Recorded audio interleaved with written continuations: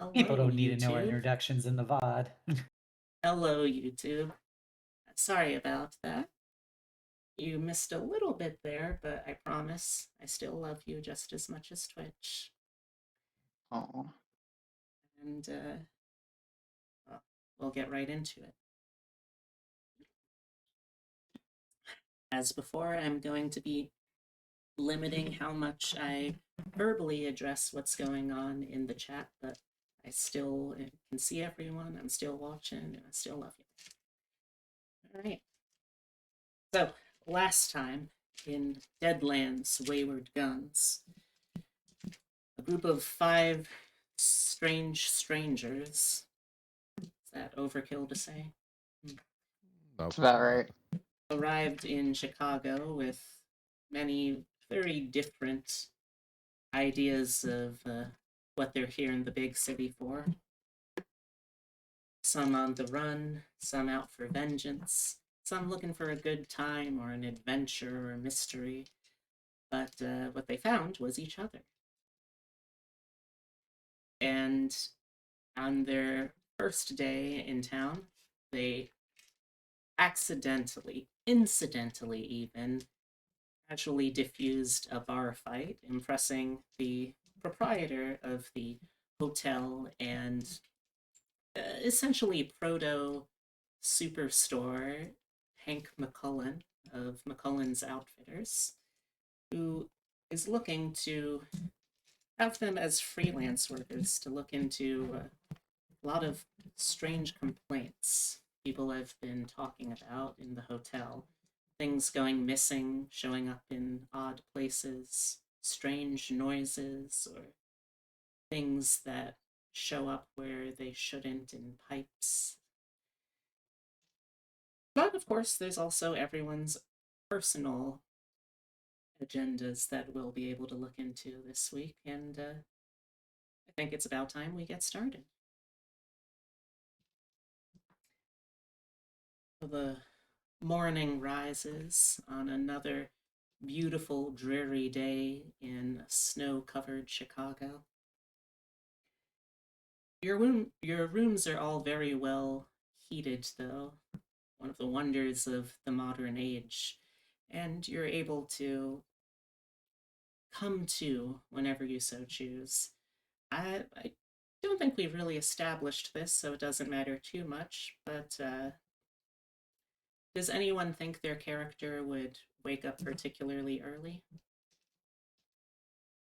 I think Brigitta would wake up relatively early, probably not, crack of dawn, but early enough. Parrot has an edge that she wakes up very early and very easily. Nice.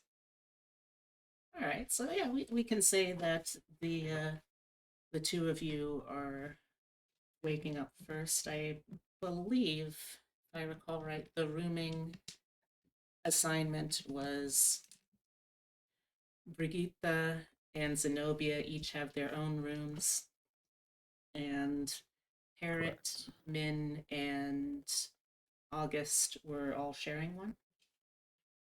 Yeah. Okay. All right, so just gonna roll real quick. All right, we'll start off with Brigitta. What is a morning like for Brigitta? All right. She starts her morning by, taking care of the daily morning rituals of getting ready.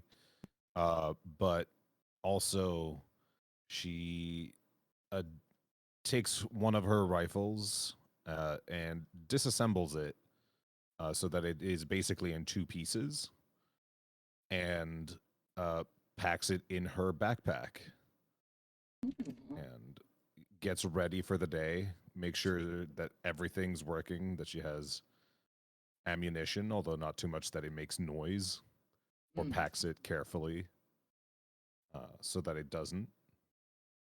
And yeah, she starts her day by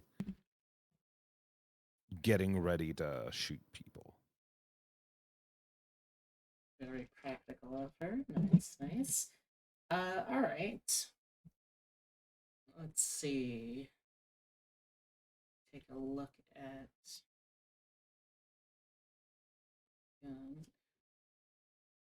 So I would like you to give me.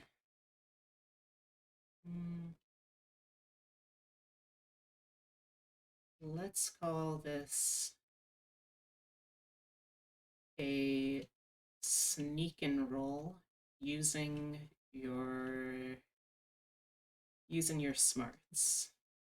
You're trying to sort of preemptively think about, okay, if I do get held up by the law, where are they probably going to look? Where is it going to be least likely, but not too out of the way that it's cumbersome to get back out? 8. Okay. Yeah, I would say that you're able to get it fairly compartmentalized. Tell us where you're hiding your gun. So it's going to be inside of her backpack. She is basically detaching the butt of the Winchester 76 that she has and the rifle, putting the rifle in diagonal inside some clothes so that it looks like it's more like just nothing in particular. And then the butt is at the very bottom. Then the bullets are also wrapped up in clothing and anything that would muffle the noise of them clinking together. All right, sounds good to me. I know personally that I always prefer my butt on the bottom as well. Same. Ayo?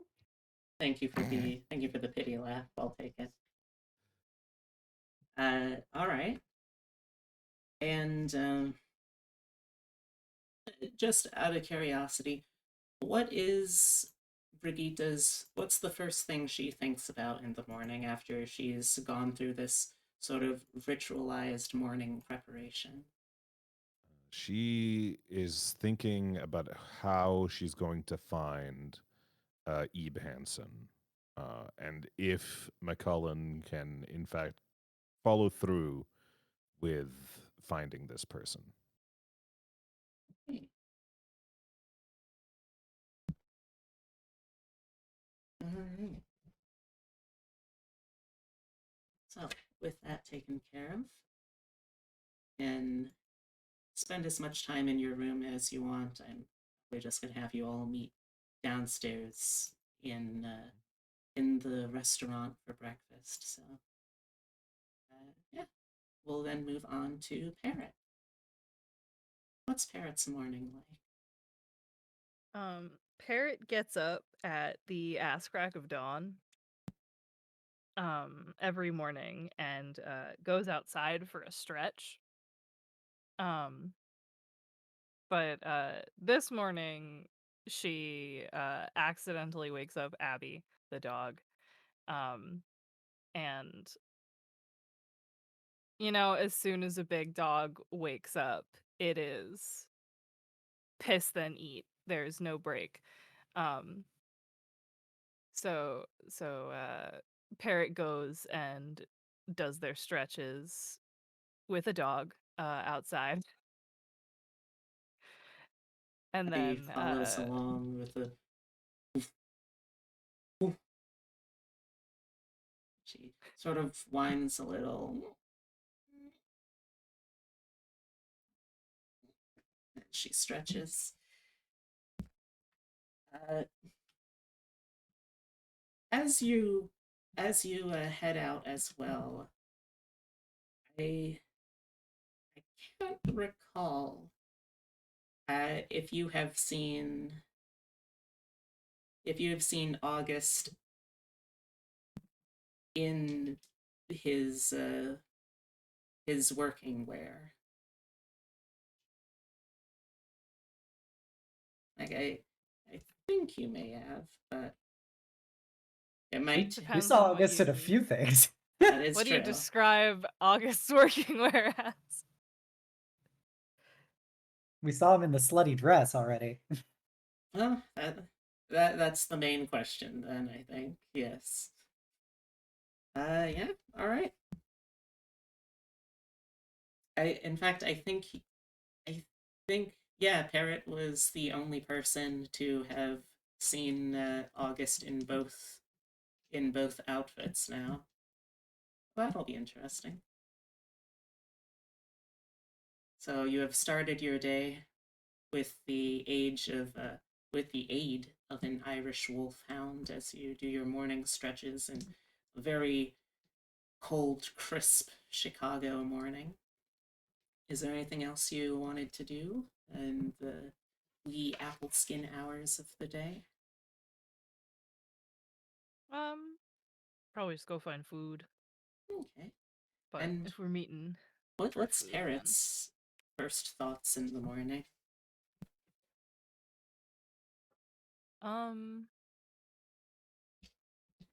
not much, honestly. Just dragging herself out and getting food. An honest answer. All right. Who would like to wake up next? I have a feeling Min would wake up because of the dog.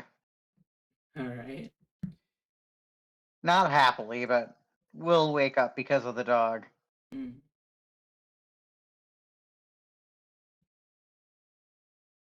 All right. And what does Min do in the morning? Considering, like Hem said, dog morning ritual is pee then food.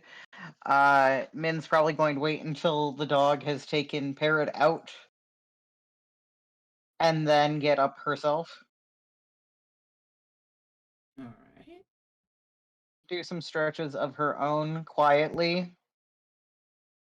Insert gaze at the dog here.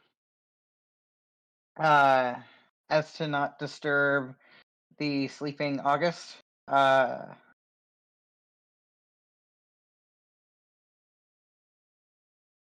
Okay. If she can, Mhm. she'd like to inspect the pipe from last night. Yes, the speaking tube, I believe it was, right? Yes. Okay. What would you That like? rang out Morse code. Hmm. All right. Let's see. I suppose you could give me I would allow a search or a tinkering roll. Take a look at Tinkerin real quick.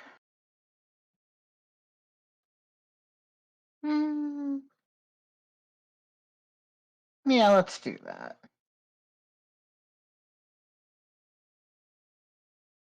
That's an 11. Heck yeah. All right.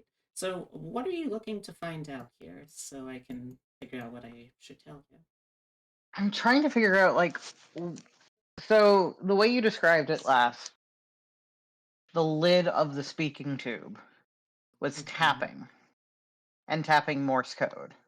Correct. And Morse code that spelled out the first part of my name. That's true. I want to see if I can see exactly why that happened. Okay. So, you're examining the speaking tube. It's sort of a speaking tube, for those of you who've never seen one before, is a more technologically advanced version of tin cans on a string. Essentially, there is a series of tubes that run throughout the walls of the building, and they have mouthpieces at which you can open up a privacy flap, the little lid that was clicking, and you can speak into it. And it will have another mouthpiece at the other end, which for a hotel is most likely going to be somewhere at the front lobby. So you head over there, you open it up, and there's nothing inside the tube, just empty brass. You're examining the lid of it, playing with it, seeing how easy it is to flip up and down. Maybe it was the wind. It's fairly well locked into place once it is open or closed. There's not a ton of wiggle room in regards to it being easily pushed one way or the other. It's something that I don't requires like that. deliberateness. I don't like that. Okay. I don't like that. Good for you. I'm gonna leave. All right. I'm gonna get food. I don't want to be in this room anymore. I'm unsettled. Okay. All right. So we're down to Xenobia or August. Nobody can get up next. All right.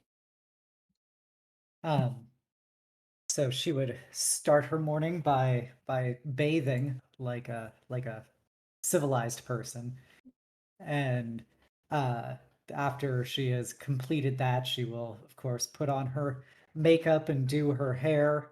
And since her fancy clothes are being dry cleaned currently, she'll put on her work clothes, which is a high collared like duster style greatcoat with a wide brimmed black hat and immaculate like shining leathers for her boots and incredibly well fitted pants and a blouse that is just open enough to show her scorpion choker.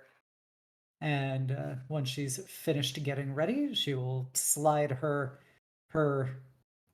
dagger into her waistband and like behind her back, and will try to solidify her fortitudes to go back down into that restaurant. And this time she is ready if anybody tries to spill any soups on her. Excellent. So rather than the same question I've asked the first few players, I already know what you would be thinking of first. Because Correct. it's something that the audience is also going to get to be privy to. For a moment, we flash back to the night before. Dark, cold. A window quietly is pushed open as a figure bundled in many layers of coats and scarves climbs into Zenobia's bedroom.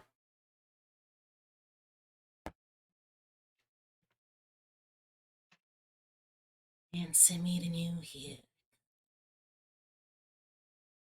What brings you to town? Charlotte, it's been too long. She will walk up and give the whole European like kiss on either side of Charlotte's face. So, as you lean in and we're able to see a little more, Charlotte lowers her scarf, and you can see very easily now what makes the mutations of her particular branch of the family so peculiar. She has faint slits along her neck, what appears to be a too wide smile of a set of lips pulled down at the ends, as if as if it was more a fish. She has these. She still has your family's green eyes, but hers are watery. Almost, it almost would look like they were about to cry, but as you see more of her and how infrequently she blinks, it seems they're more a product of the Piscine leaning of her genetics. Speaking of, across her arms, as she pulls sleeves and layers down in the warm room, and on her face you can see a smattering of almost like an eczema over her skin, where you can see beneath that there are layers and layers of thin, small scales forming.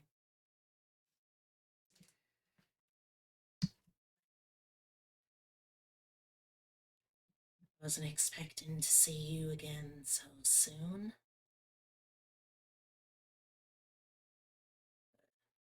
You know me, Charlotte. I've always got to be right where you want me to be. She'll give Charlotte a little boop as she backs up.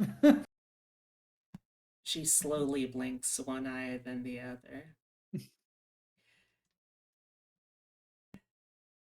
You always were a very strange, saccharine element to our kin.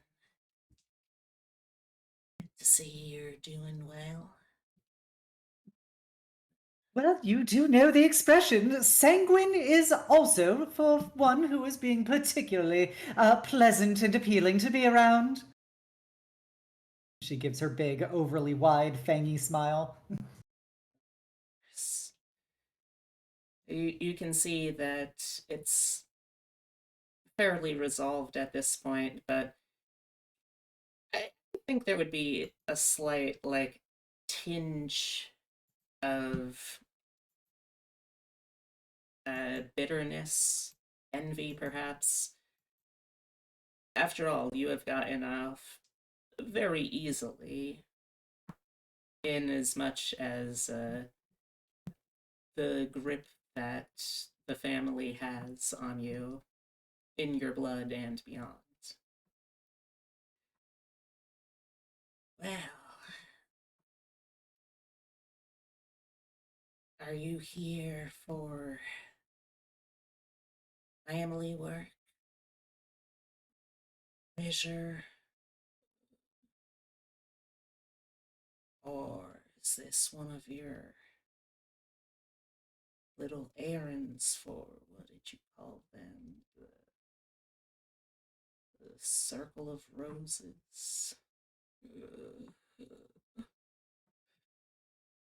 Oh, you know me, cousin. Business is my pleasure.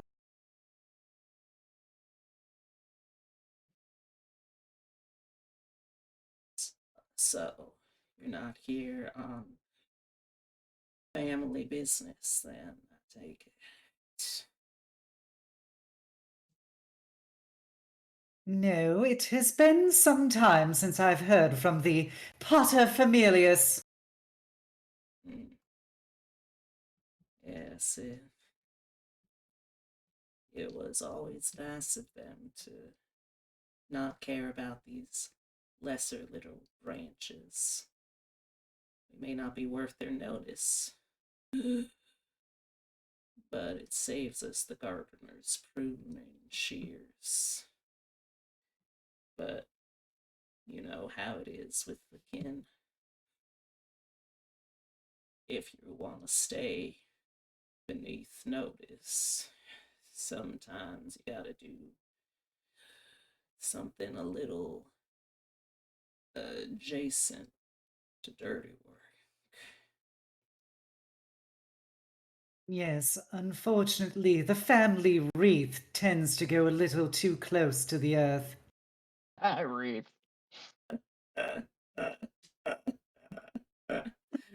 It's that beautiful laugh, Charlotte. It's been too long. You always were a card. Oh, yeah. I, unfortunately, have the enviable position of being the family errand girl again, and I've got a request for you from the Root family. You know how it is. Sorry. Nothing too deep. Don't want to share none of the important stuff with worthless little offshoot branches, now would they?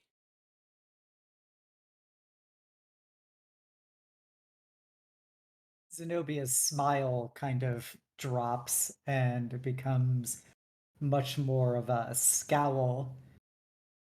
And she goes, "Oh, so the family has inclinations they wish to pass along." Something of a mutually beneficial sort, from what I gather. It's one of the family heirlooms. Rumor has it that it might have made its way to Chicago. Word is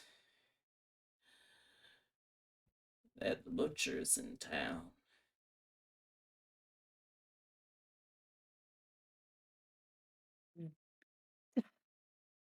Butcher? I thought that they disappeared after Gettysburg.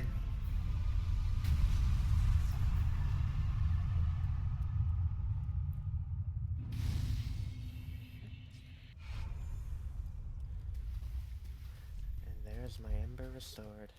What the heck? I hear. Sorry to break character for a second here, but that was strange. Sounded like something auto played. Anyway, sorry about that. Back into scene. Oh, peculiar little rabbit. Thank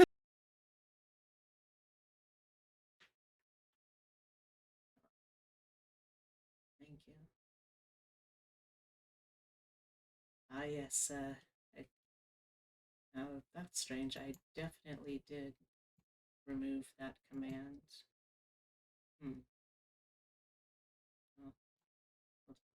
Oh, that's what I was hearing. The automated shout out, yeah. That is so strange. I removed that command too. Anyway. Yes, I hear tell the butcher is in Chicago. I'll just go from there.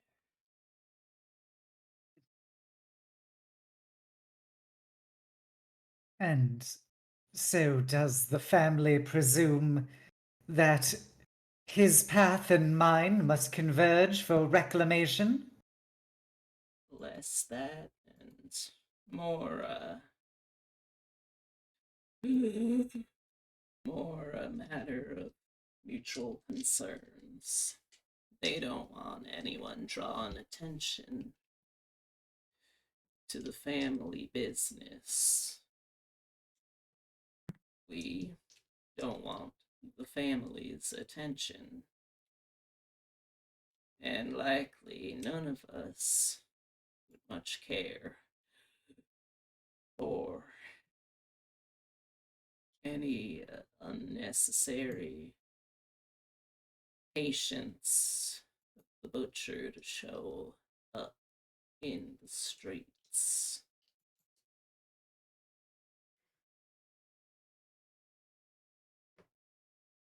Right. I could see why that would be proving to be quite an hindrance.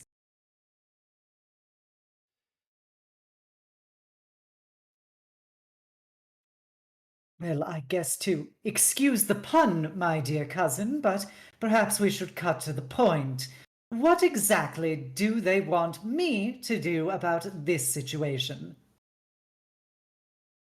Ideally, find the butcher and bring him back into the fold. Or, barring that, at the very least, not out on the streets. Frankly, I don't really care if they ever get the butcher back with family. But they want this rumor looked into, if nothing else.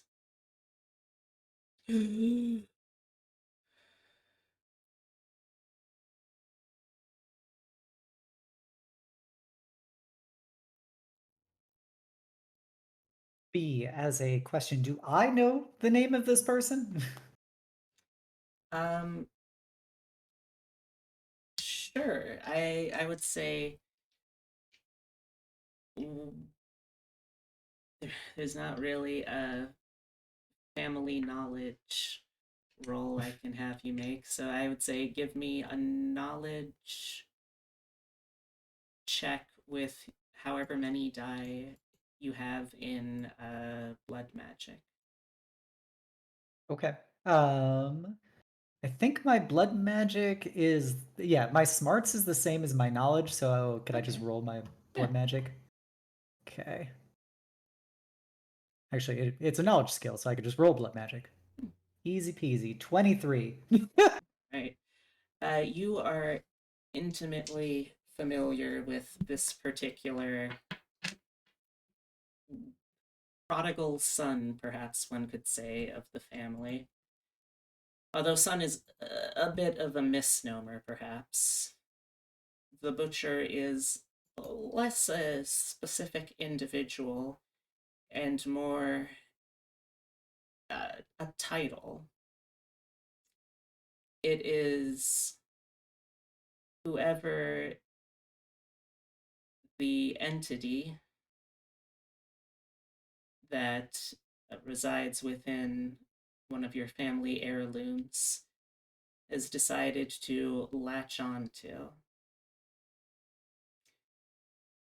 And usually, whoever it is that has connected to the butcher, which I I don't think you would have ever had an opportunity to see in person, but you've heard the stories. This is a family that is very intimately familiar with arcane instruments, and certainly cursed knives fall under that. So you are vaguely familiar with it. You know that it is a sort of possessive relic, something of a mind of its own, and it has a singular penchant for carnage and making the most of.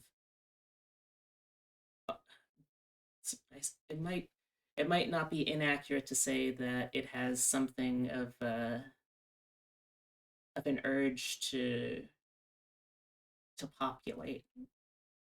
It is something horrific that wants to make more horrific things. And certainly, out of every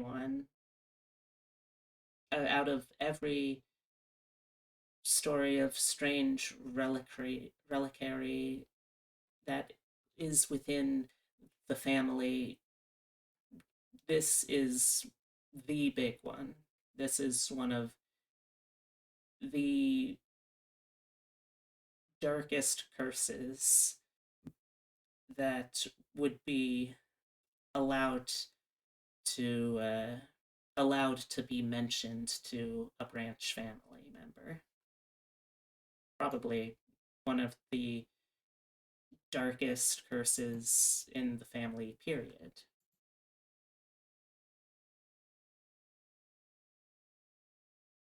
Gotcha. And the current Whatley user?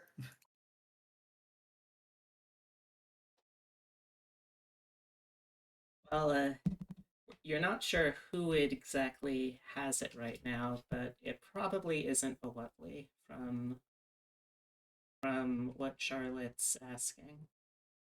Okay. Yeah, I guess I just was confused by the references to say that he was in the family. So, Oh, but it's talking about the knife itself. yes. I would say that a sentient knife is still not the strangest thing that has been considered a part of the family. Okay. Um well, I appreciate the heads up. Is there perhaps any initial leads besides it simply being in this wonderful urban sprawl that we have found ourselves in? Well, from what I've heard,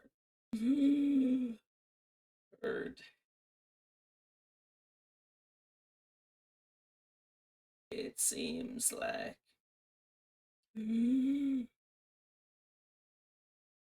it may have latched on to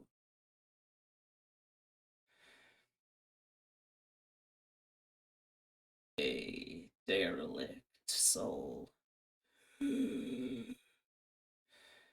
operating out of the new underground. You can find someone who spends enough time down there. I'm sure they'll be able to point you in a direction of rumors and hearsay.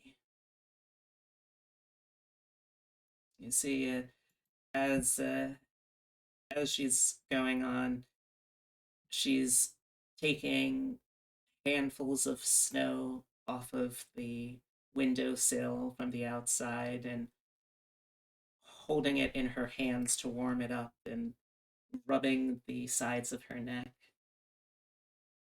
How rude of me, Charlotte! And Zenobia will stride over and pour like a glass of water to give to her. She just pours it entirely over her head and tilts her chin back so she can get the most onto the slits along her neck. Much obliged. Of course, I'm so sorry for not indulging you earlier. It's alright. Backwater genes in a backwater gene family tend to be put to the side of false minds. Zenobia is going to narrow her eyes, and she is going to lift Charlotte's chin up to look her in the eyes, and she's going to be staring at her, and she go, "You shouldn't sell yourself so short, Charlotte. These are trying times with great rooms for aggressive expansion of your own proclivities. I simply don't believe that you should discount yourself so offhandedly. Don't let the propaganda and the rumors spread by those who believe themselves to be above you dictate your worldview. We're, after all, still family."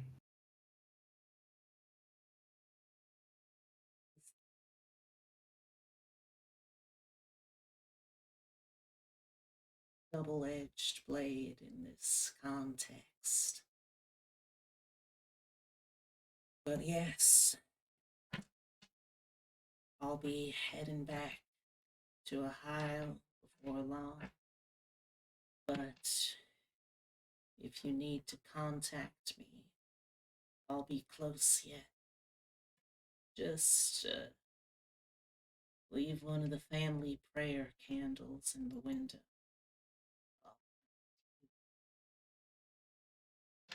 And the family prayer candles, of course, are these thin, sickly black and red tallow candles that reek of waxy flesh. Of course they do. um, oh, totally understandable, and I, of course, will contact you if any needs may arise or leads may arise. Just one more question, I guess, before you hit the old dusty trail, as they say out here. Um, when I happen to find our wayward relative, how exactly do they want me to return it physically into the employ of the family?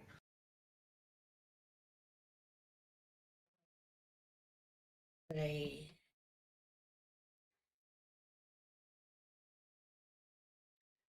I would say that I'm just a middlewoman. If if you send it my way and fetch it back to family handlers in Ohio, but truth be told, couldn't give a single care what you do with that. It never gets found, as long as it doesn't cause any more trouble. I'm perfectly happy to be the bearer of that news. So noted. As she gets that, she regains her wide smile once more. Right. Okay. And last but not least, Geronimo. How does August wake up? He really needs a shower. So he's gonna first head to the bathrooms, get into the shower. And then from there, he does his daily devotional, takes some time in prayer and thought. He's not too worried about little Abby. And then he would head downstairs to get a coffee, toast, and an egg. One eggy. Important One question. egg. An important question. How is he dressing and presenting today? He would be dressing for work for the day, the daytime shift. Alright. So he would be in his priest robes, his proper religious attire, his hair pulled back, the word of God tucked firmly under his arm, ready to do the Lord's work. Excellent. All right. So, you all gather downstairs in the hotel restaurant.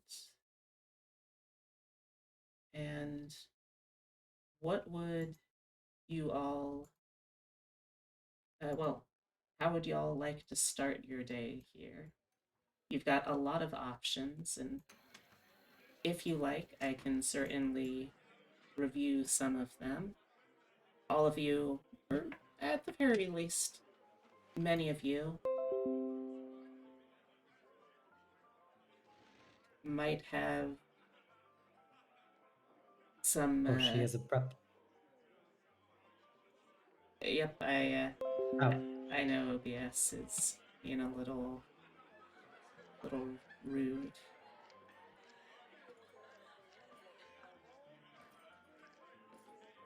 So, you've got some options for what it is you want to take care of today.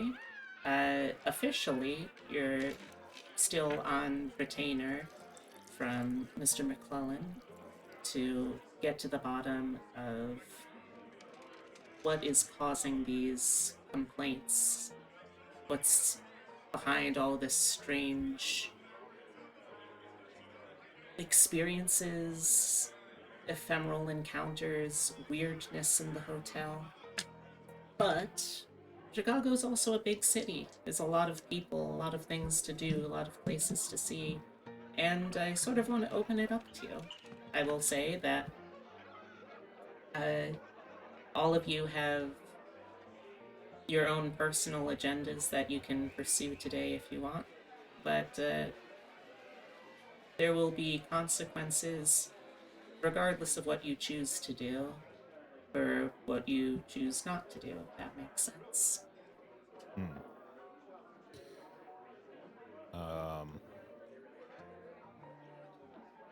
There was something about a not exactly underground, but maybe underground part that we needed to investigate that might have been linked to the strange goings on. Yeah, in a the subterranean hotel. way, a subway, if you will. Yes. Yes, and this is just to break character for a moment here.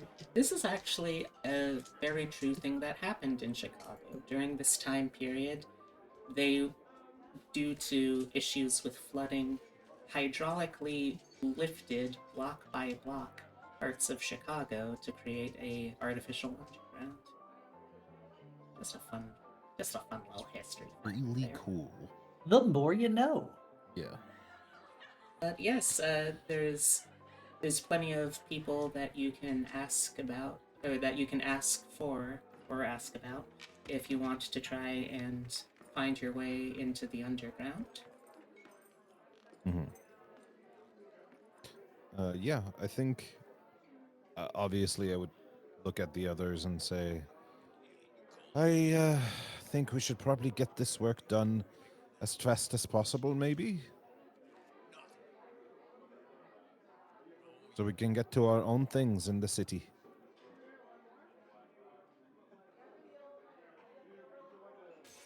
Min shrugs and doesn't seem to object. Yes, I'm sure as much as we all enjoy being strange bedfellows, and she'll look over at Augustus and be like, some of us more than others, I'm sure that we indeed wish to complete our task most promptly. Reminds me, this would be for pretty much everyone except Parrot the first time that you've seen August in his priestly attire, his priestly mask look. I'd assume it's just another cosplay And from our right now, cross-dressing prostitute. and right now, Abby is with a parrot, so I don't have Big Dog with me. Big Doggo not with me.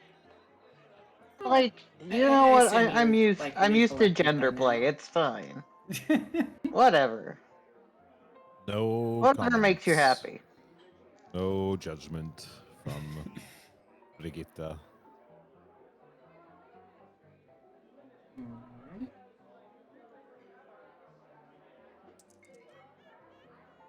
So, any ideas where we should start? I mean, if we can get into the underground, that would be the first step. Right?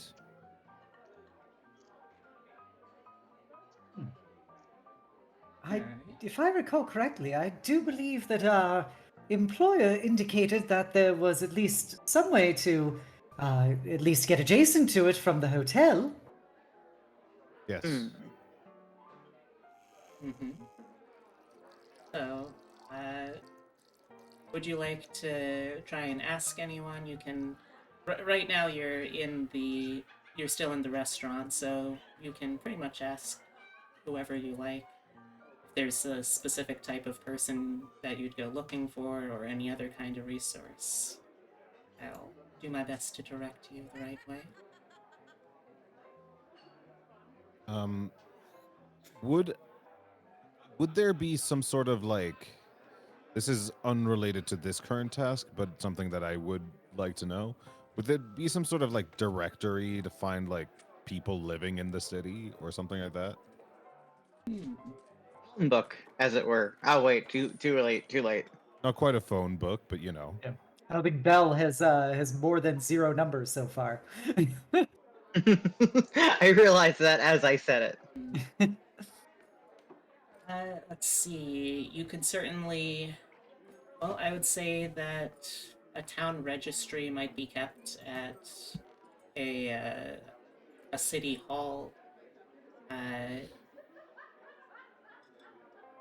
Yeah, All right. I would say that would be one of the places. If you want, like, person by person, you might be able to ask around at the hospital about, like, birth or death records.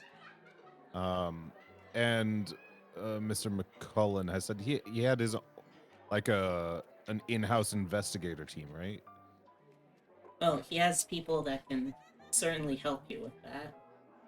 I would try to ask for these people to basically send them on the way to find the person I'm looking for without you know, expecting to interact with that person today.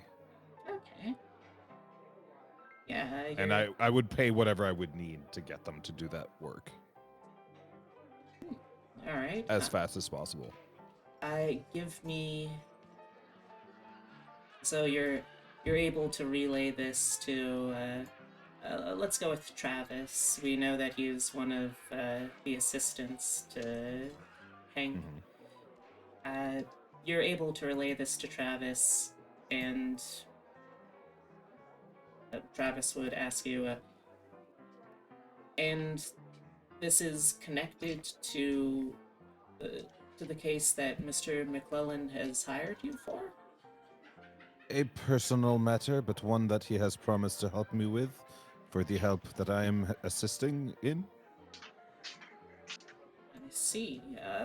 Well, certainly I can look into it. Or, well, I don't personally look into it. But yes, I can certainly ask one of the other assistants who's a little more active outside of the hotel here. I can certainly ask them to look into it. After the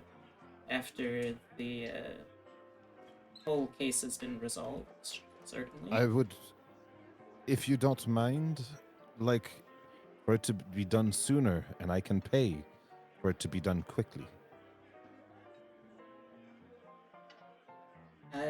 Give me a. Let's go with a persuasion roll. Oh, good. This is my speciality. Persuasion. Don't worry, you'll still roll a 30. No, it's -1. Ooh. I'm gonna take this moment to savor it. It's gonna be few and far between. This is my worst skill. But I am pulling out like $50. So you're committing $50 already to this errand? Yes, $50. All right. Travis is sort of waffling, and he noticeably stares when you take out that huge wad of bills.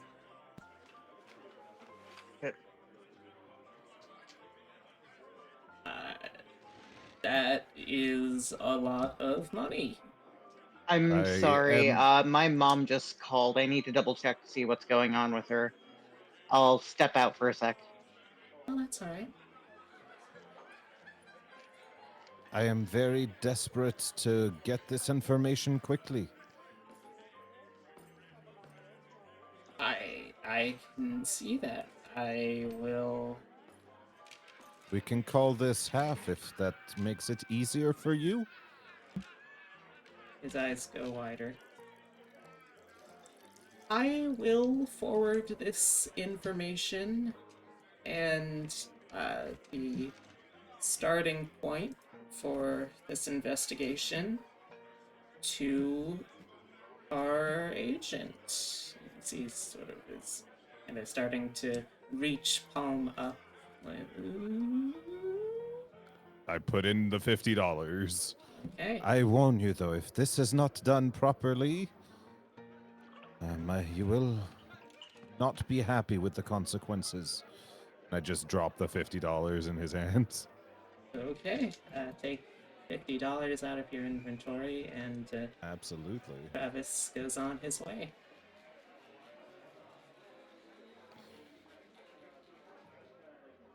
Okay.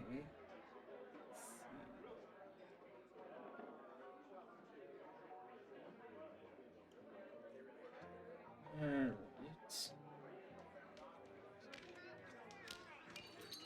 So, yes, was your plan to ask around anywhere in particular again? Apologies, brain is being flighty. For just Brigitta or for everyone?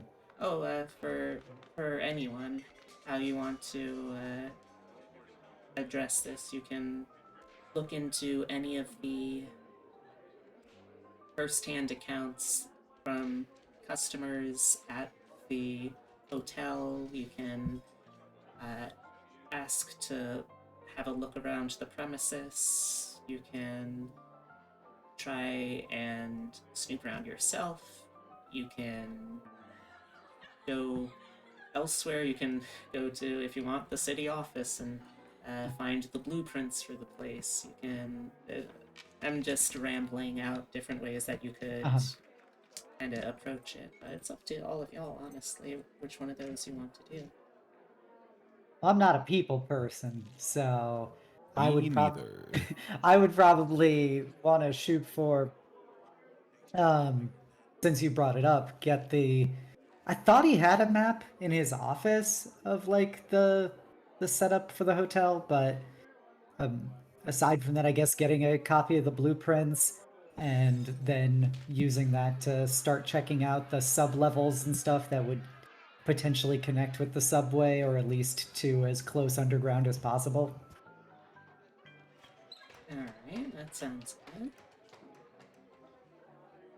Okay. Also, if anyone at any point has any shopping or anything else that they want to do, keep in mind that you are currently staying at a place that is also the largest and broadest supply store in the city. So, if you're looking for anything, just let me know. Okay. So, is everyone going over to the city, the town hall first, or?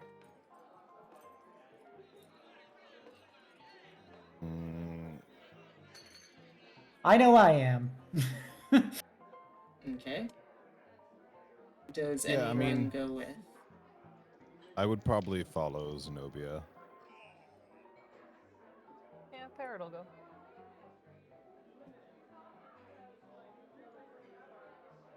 Okay.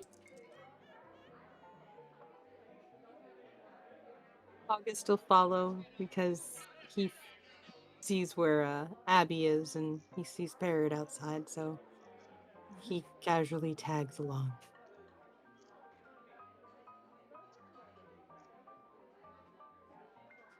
Kind of in his best interest to stay with his service animal. A little bit. Worst service animal ever, but so loving. Alright.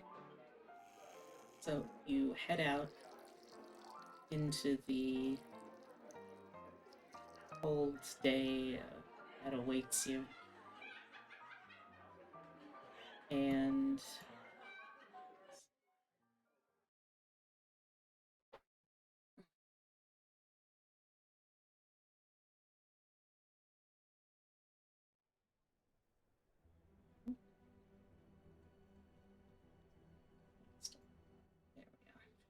So you head out to City Hall, and you can see that it's this large, grand brick and brownstone building.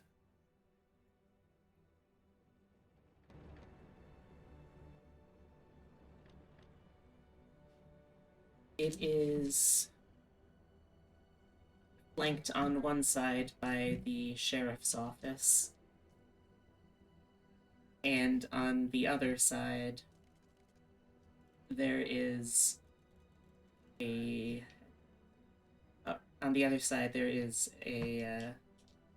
the city library.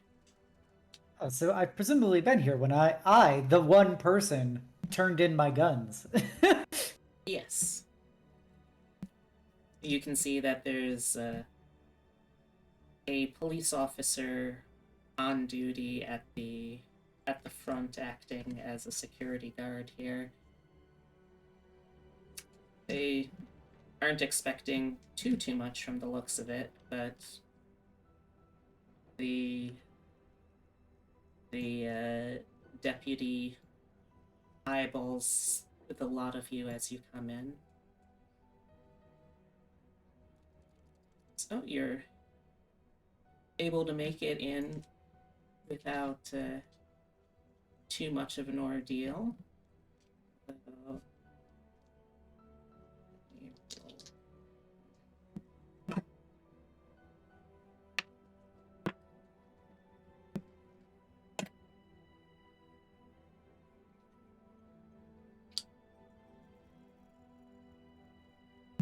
Excuse me, sir, do you have a license for this animal father?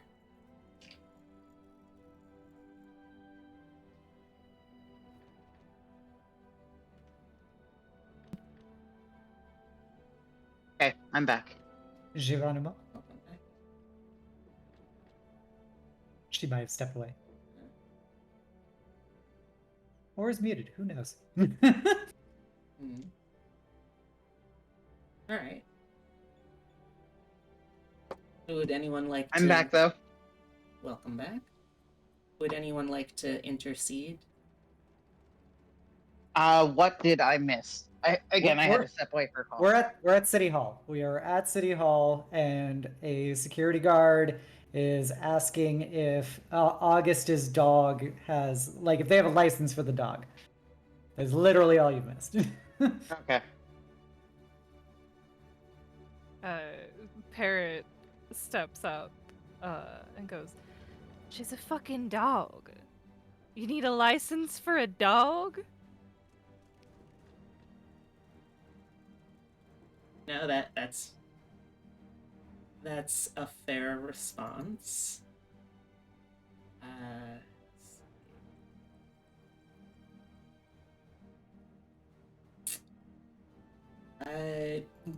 Give me a ridicule roll. Oh god. The fun part about you asking me to roll anything is it takes me about 7 minutes That's alright. to find it. It's a I don't smart even skill. know if Min would be with the group immediately at City Hall. That's a big old 3, bud. Alright, well, let me roll to see how this fella responds. I don't believe that he has any ridicule himself. I like the idea you pose ridicule with ridicule as you have an insult off. Basically, yeah. Yo mama.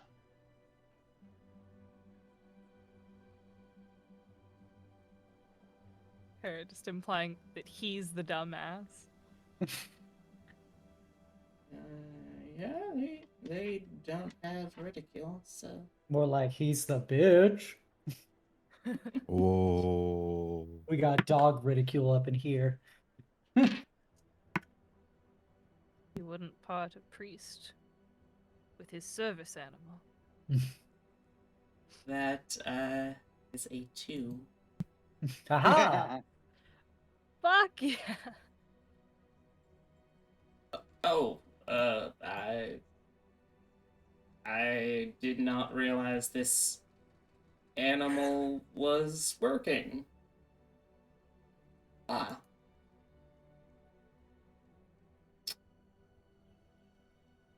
Yeah, watch your fucking mouth next time. Oh, okay. I will. I'll certainly do that. Yes. And the guard just sort of sits back down, very chastened Choking looking. back tears. I'll certainly do that. Yes. Xenobia looks at Parrot and goes, tactless, but certainly effective. All right. So, as you get into the city records, there is a central office at which currently there's only 2 clerks, one of whom is slightly dozing at a desk filling out some forms, the other who is going back and forth filing and rearranging and filling out big, large file cabinets worth of something. You can't really see anything from here, but they're both busy to different degrees. The city records themselves are just off to the side. It's in a separate room, closed off by a smoked glass window door. You can't see anyone through the smoked glass window. And you don't see... There was a lock on the door that you came through to get in here, but there doesn't seem to be a lock on the records room itself. Xenobia will stride towards the counter or whatever where they're toiling, and she will wave her hand and say, Seneschals and stewards, a moment of your time, please. The one that had been dozing sort of leans a little too back and practically falls out of their chair as they waken. Oh, yes, hello, welcome to the city office. How may I help you today, miss? Sorry, what was the name of the guy who runs the hotel again? Hank McCullen. McCullen. Okay. Yes, thank you. We were perhaps finding ourselves here in the employ of Mr. McCullen over at the Outfitters, and in service of his particular exploits, we are requiring a bit of the planning documents for the hotel network itself. If you could be so kind. And she'll, make a shooing motion with a big smile.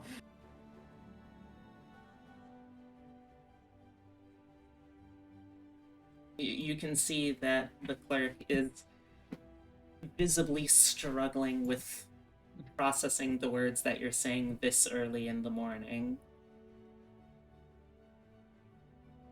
I'm sorry, I'm terribly sorry, miss. Could you please repeat that in fewer words? We, as not the royal we, but we as a collective of individuals, have found ourselves working for Hank McCullen at his place of employ, and he requires us to receive the documents planning the construction of his building. And she kind of does that as she's saying that. She's like, I'm pretty sure that was less words. Like, as she's like nodding up in the air as she thinks about what she just said. All right. Let's see.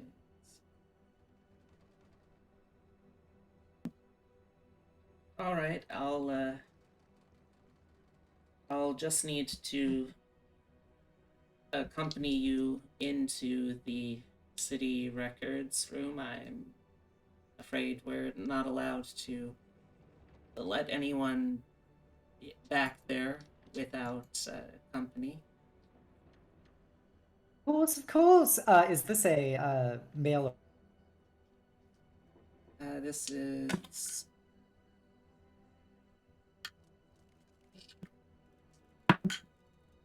This is a male.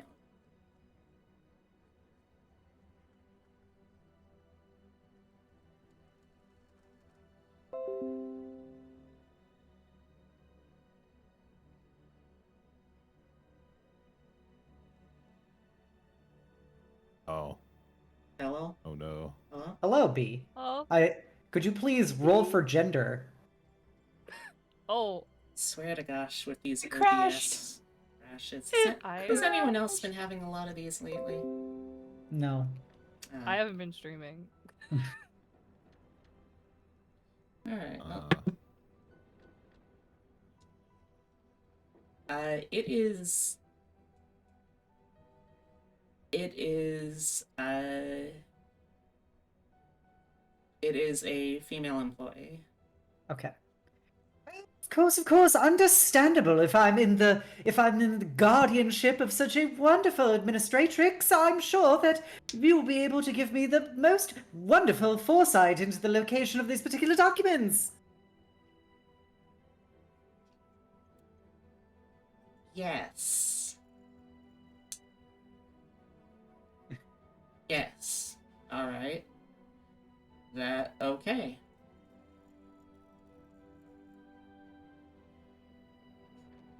Alright. Yes, is it all of you? She asks as she sort of looks past you to see the others that, whoever has come in with her. I know that Min, you said that you might not. No, Yes. I am not. There are too many legal people here for There. now. I would prefer not to be perceived. Alright. So does Brigitta or Parrot wish to go with me? Brigitta's coming, yeah. Parrot will go. Okay. Alright, so you head on in, and you are led back by the sleepy clerk to the architectural records. And this is a fairly big record back here. This is a record that is part of a fairly well-kept and well-organized city. This is a city that has the kind of resources to actually keep track of all of this and do it on an elaborate and kind of grand scale. If you wanted to find other things, you could try. You would just need to, separate yourself from the group. I can distract her if you two wish to do your own things. I'll just casually ask, maybe not so casually. I'll very bluntly ask, because she's not good at casual. Do you have records for people in the city? We have tax records, although I can only show you so much of that. We have census records. I believe the hospital carries the birth and death records, if that's what you're after. I'm looking for a specific individual, but it's not that important right now. Maybe. Well, it is very important, actually, but... Oh, okay. And, Is this a person you want me to look into, or? After, yes, we do the first thing. Okay.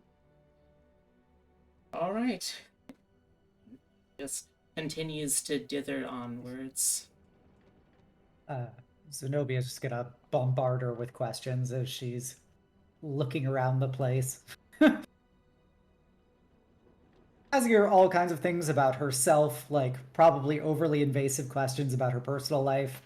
And then, like, after, so many bombarded things about, her as a person, being like, going into her job, and then dashing in a thing talking about the subway or the new underground and saying that seems overly long. We should perhaps call it a subway. And, basically just trying to, glean if they know anything about that. Let me see. Yes, they're not exactly a mover or shaker when it comes to anything going on here, but this person who, just.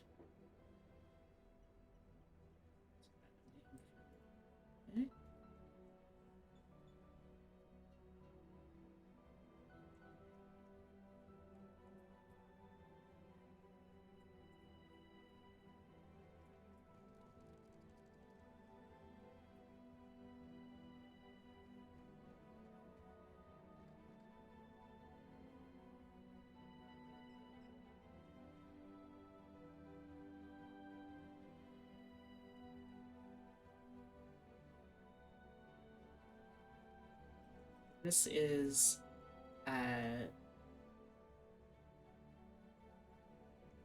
Clara. There we go. Clara. This is Clara. This mousy little such and such with this disheveled, not even academic. Academic implies that Clara has like a level of income or freedom to be able to pursue academia. This is just someone who works with numbers and words and places and all that stuff.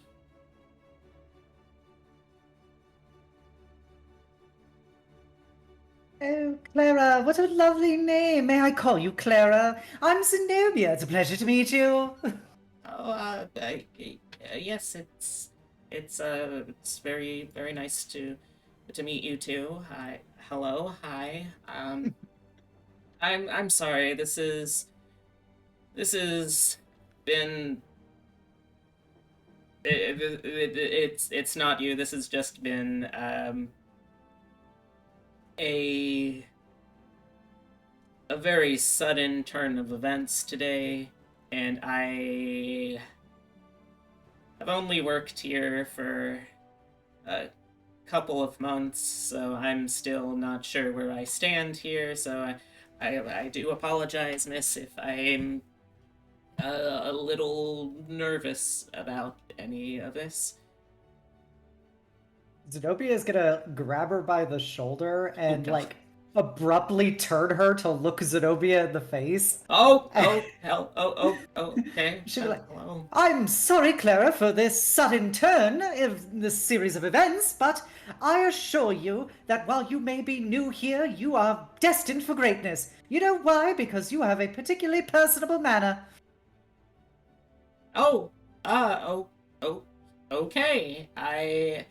I appreciate that compliment. Thank you very much, miss. Thank you. I will continue to endeavor to do my best in regards to my civil employment. Presumably, a servant of the state is truly a noble profession. You should spend less time worrying about your place in employ and more time realizing the true gift that you can provide to this community and to your superiors. And I only use the term superior in the form of an organizational structure, not, of course, in any other particular manners. I can see that you are a woman of grace and poise and class that I think exceeds your particularly humdrum station. Let me see how much of that she processes. Okay. It's a lot of words very quickly for this early in the morning. She gets the vague general sense that I'm pretty sure this strange woman is complimenting me, so I'm simply going to nod and say, yes, thank you. I appreciate the high praise, although I am not sure if I merit it. I appreciate it nonetheless. Thank you. Thank you. Of course, I'm simply a good judge of character, and the character I judge you as is a woman of letters and knowledge. Perhaps you could delve into some of this particularly mysterious lore that you have amassed around yourself. I know of civic records, and that's about the end of my specialized knowledge. Oh, well, then I guess we'll just keep things civil then. Oh, all right. I suppose. I think yes. Okay. All right. So, if no one wants to be sneaking off, you're able to make it pretty easily into the deeper archives and to the architectural records here. And yes, I might try to sneak off towards the census area. all right. Let me see. First of all, see how good I am at sneaking. I believe it's nimbleness, and you should have one by default minimum. If it Sneak, helps, I I will do have continue to- one by default. I'll continue bombarding her with just insane, long-worded statements if it helps distract her. I will. I'll give it a say shot. that it gives, let's go with a +2 situational bonus here. All right. 6. Okay, and let me, With the +2, that would be an 8. that's pretty Yes, good. with a. Yeah. Alright, let's roll to see if Clara notices anything.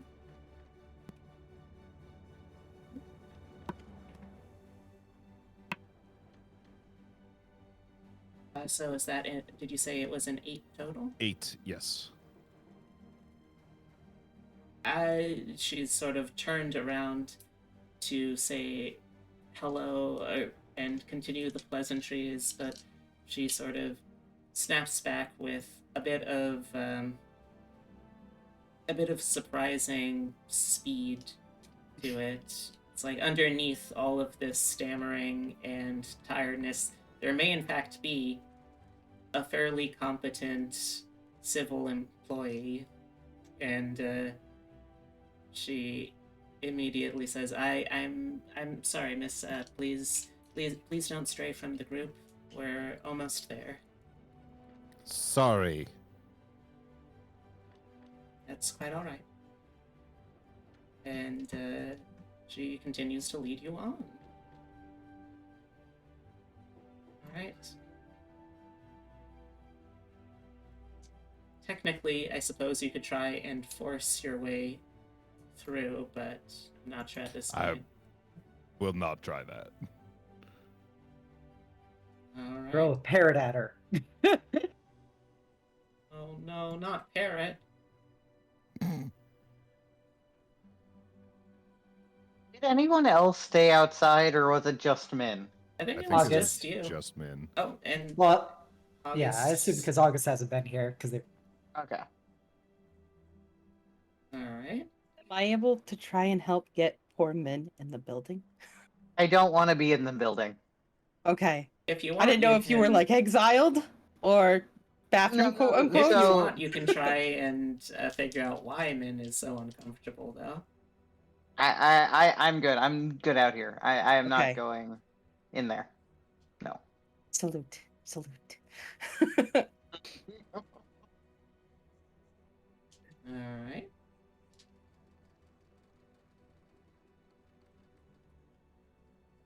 Alright, so. Back inside, you have arrived at the architectural archives. You're led in, and Clara goes over to a row of tall file cabinets and mumbles and mutters to herself as she goes through. Alright, let's see.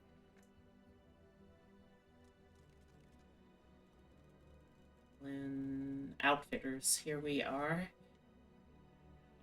Pulls the file out and puts it on a large viewing table. And you have the blueprints of McCullen Outfitters before you now. What would you like to make note of? Or what would you like to look for? Well, I know specifically what I'm looking for is the, I guess the sub-levels, the pipe system, and any connections to the, or I don't know if it would be audit or not, but any connections to the new underground if it's indicated. And if not, I will raise that as a separate point to her. Also, I would look for any uncommon passageways or connections within the building that might be used by people to, like, sneak into people's rooms. Alright. Both of you can give me a search roll. And I'll say... Oh, there we go. I was gonna say, and considering you are in no rush, you've got time, it's just a matter of how much detail that you can see. I'll give you a situational +2. That makes a 7 for me. 14 for me. Okay. So, you look and are trying to make note as best you can of anything in particular that might allow for people, it sounds like, for people to move through the hotel a little more unseen. Correct me if I'm Yeah. wrong? Yes. Okay. At least I am, yeah. Alright, so most of the passageways are fairly straightforward. This is a building that is fairly modern, all things considered, and it's designed by and large specifically to allow a lot of people to comfortably come and go throughout the days as they are. And you see, you do make note of a couple things, I would think, in particular. Among those, let's see. Among those,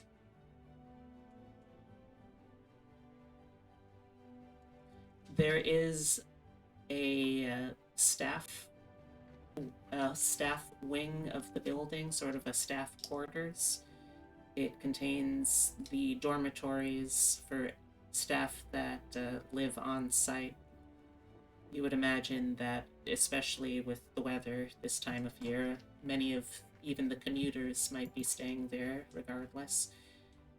You also see there that there is,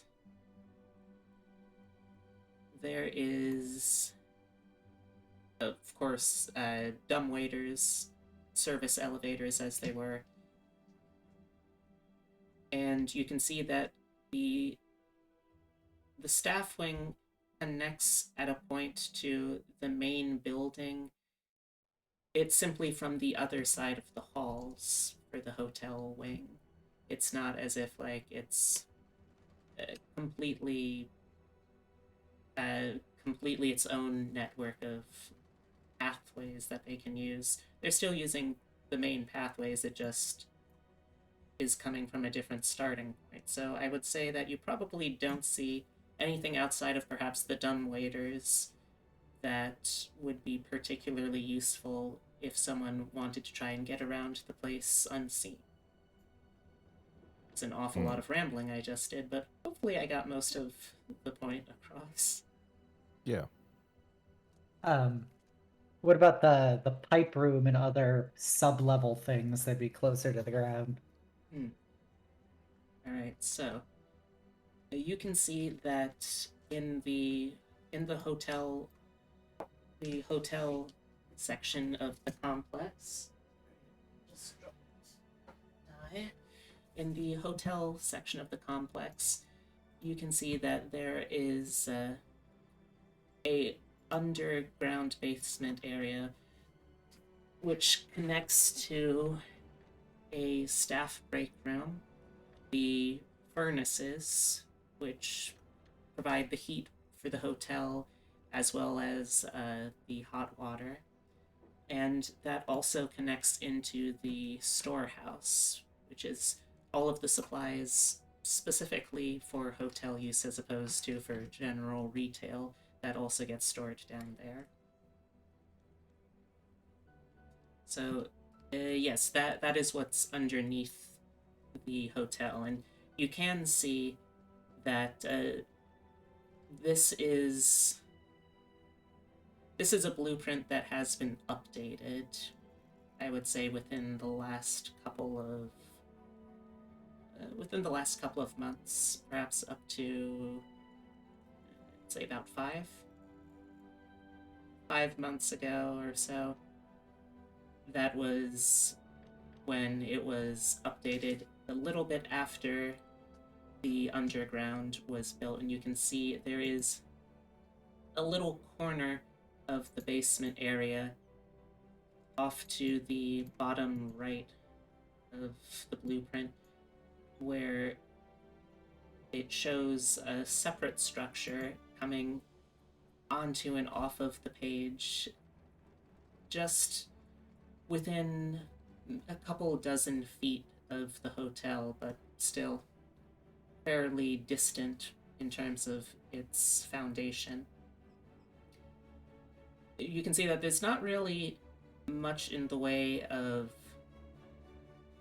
a structure, like a hard foundation sort of basement. It's mostly just packed up on there.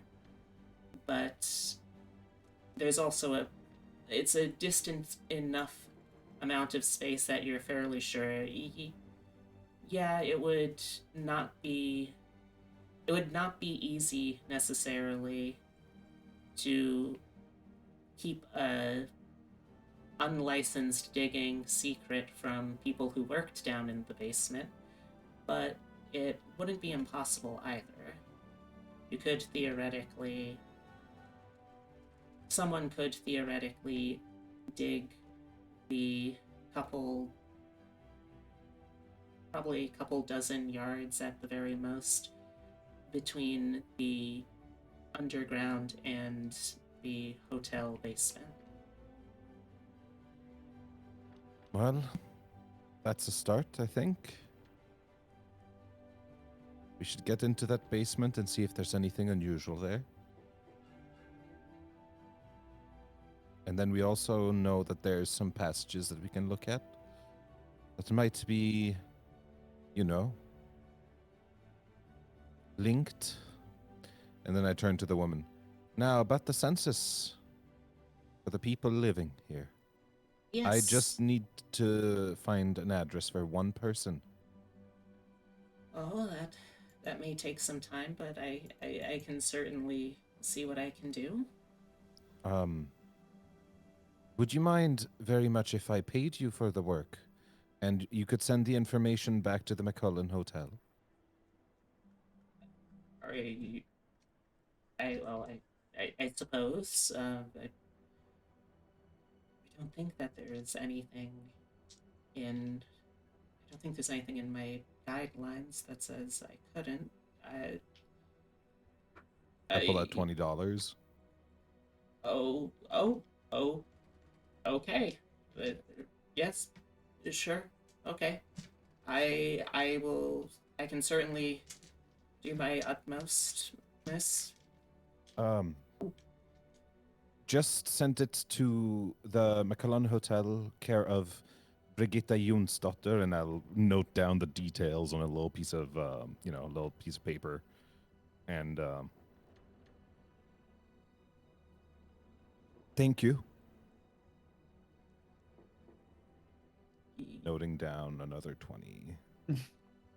Okay. Yeah, sure. I'm happy to help. Just one more thing before you engage in such diligent inquiries for my dear associate here. I'm just curious. Do you happen to see if there's any connection between potentially? And this is actually a question for B. Since this is a city, does it have a underground sewage system in some way? It didn't before, but now that they have started to officially lift the city, thanks to the marvelous new technologies possible with the advent of new science, I would say that yes, a fully underground sewer system is absolutely a part of the underground. Okay. So in light of that, do you happen to see any potential connections with the sewer system, the underground, and this establishment? Wanted to see what they all look like, all put together. She moves her hands around like she's rummaging papers. Oh, the underground. Yes, of course. Let me just see here and.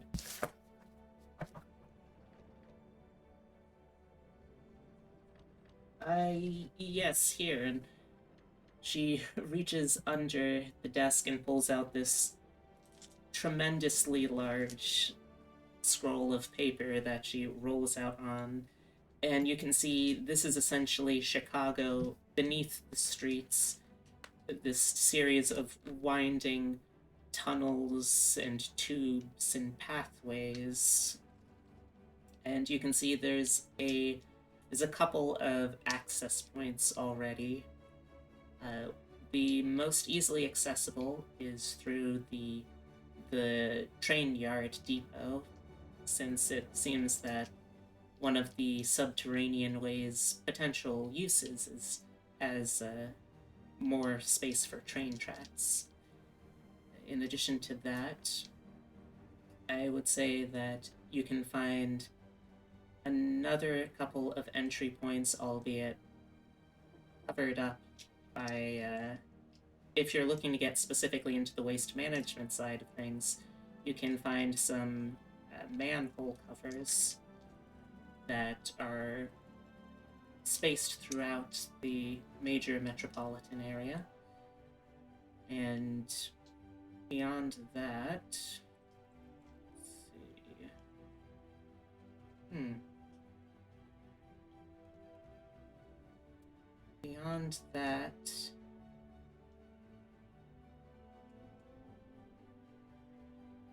I think that you would probably be able to find a couple of access points as well if you're trying to get to, well, that covers the train and the underground water. If you're trying to get into, sorry about this, everyone. If you're trying to get into the underground tunnels from a pedestrian point of view, there we go, I finally remembered the words I was trying to say. If you're trying to get into it from a pedestrian point of view, there is currently a access point in the main shopping districts uptown, and probably beyond that, I would say. Yeah, honestly, I would say most of the pedestrian stuff is between uptown in the shopping district and the residential part of the city.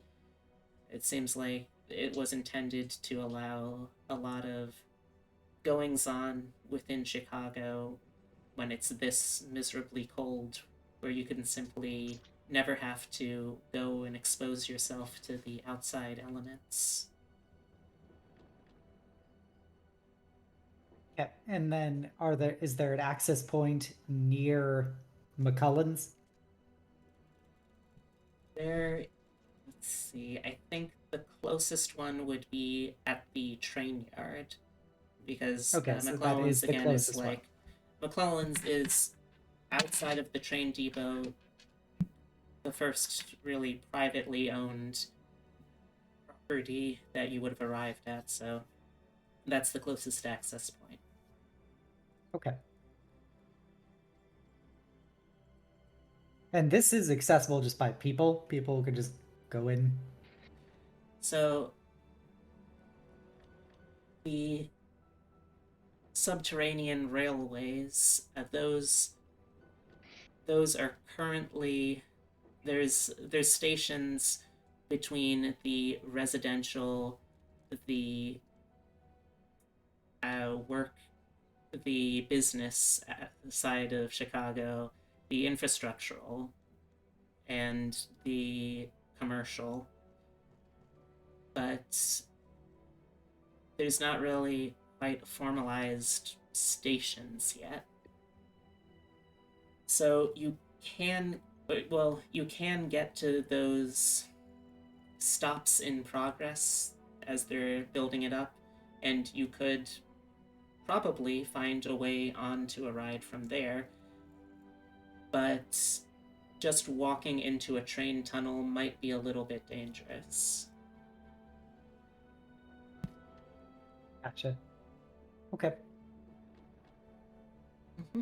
Those were all the main things I wanted to learn. Okay. Alright. Is there anything else you wanted to accomplish here in the city hall? I'm good. Okay. I'll make sure to mark off the additional Already $20. have.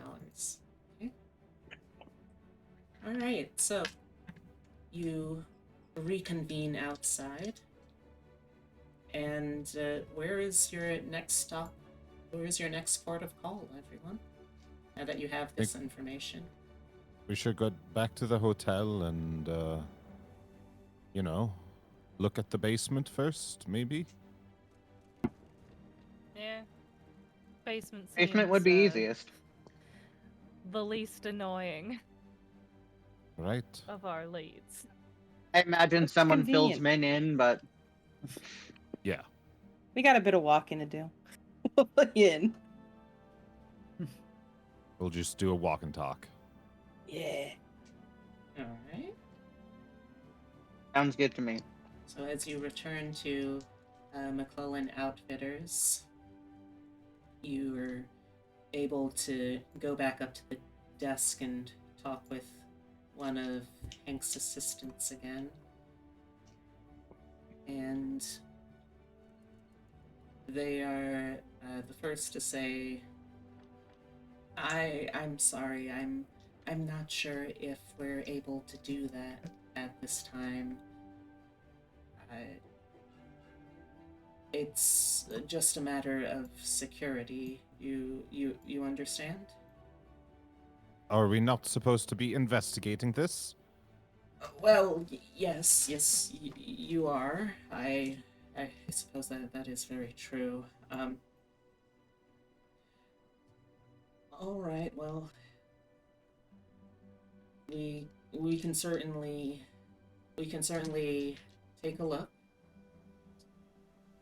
Yes, you can come with us if you don't trust us. If Mr. McClellan trusts you, I certainly don't think that I should not. Okay.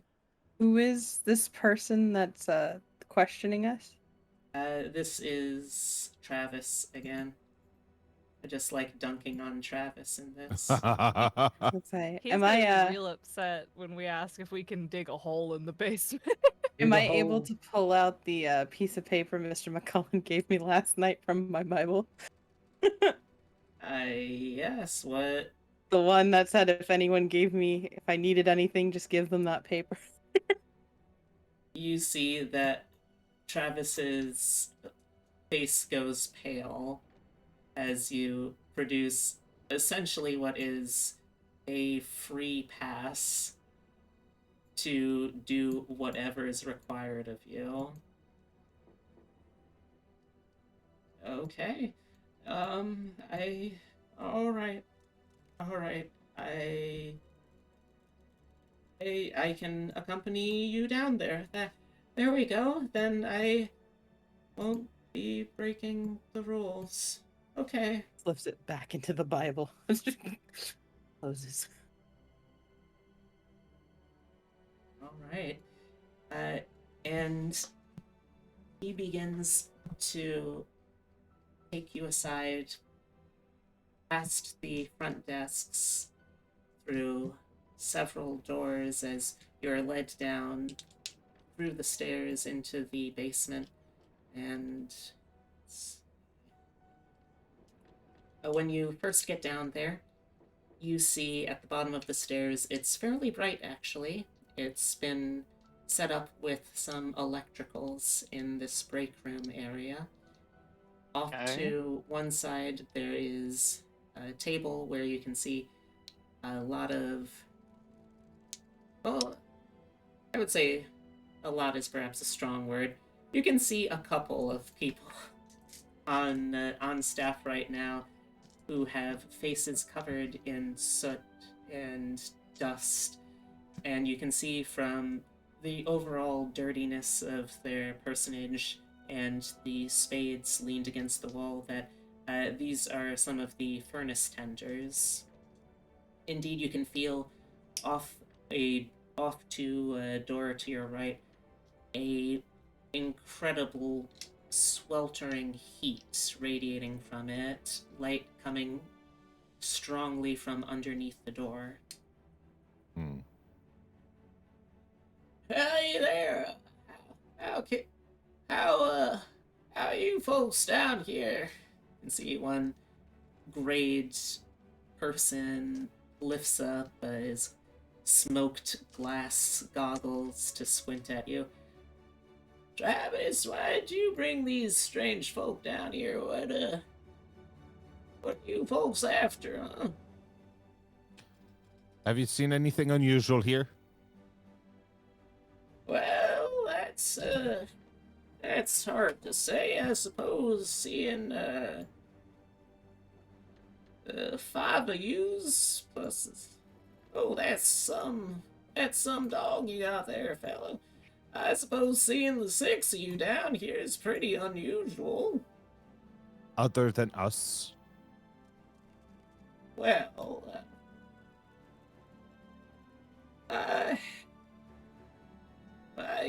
you see a lot of things down here when you work in business as long as I have. Travis pipes up. I'm terribly sorry about this. Some of the employees here have unionized, and they're a little difficult to deal with sometimes. Travis, I told you I don't care if you're Mr. McCullen's lapdog or not. You keep talking about the union that way, you're gonna meet the broadside of my hand. What's wrong with unions? There's a proud tradition of unionizing in my home country. Yeah, listen to this, Nordic. I suppose Nordic. Nordic. Oh, lucky guess. I was about to say French after that. Listen to this little European little lady. She knows what she's talking about. All right, you know what? Fine. And Travis just goes on ahead and is waiting for you at the next door, which you can see in large block letters the title of Hotel Storehouse. Do not enter. Xenobia will look at Brigitta and go, well, perhaps you could seize this opportunity to go spread your revolutionary fervor to this poor man and perhaps get some more details about the unusual activities that have assailed the regular working man in the face of fiery adversity. I'm not sure if I should be the person doing that. Oh, but Talking no, is not my tradition. strong suit.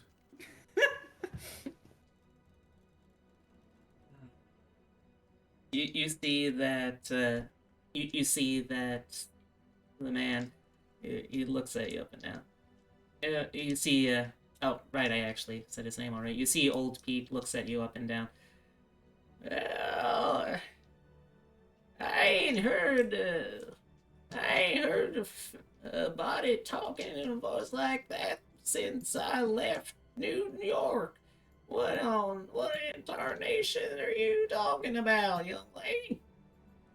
Peter, don't mind me. I'm simply conspiratorializing with my associate here, trying to engage in some unionizing of our own, if you catch my drift. Sure. You remind me of what my buddy Vladisov calls one of them. Well, what do you call them? Something like booger washies. A booger washi. Yep, that's it. I don't think I've heard of that particular brand of personage by your associate Vladislav. Is he perhaps Ruthanian, Romanian, Hungarian, Bulgarian?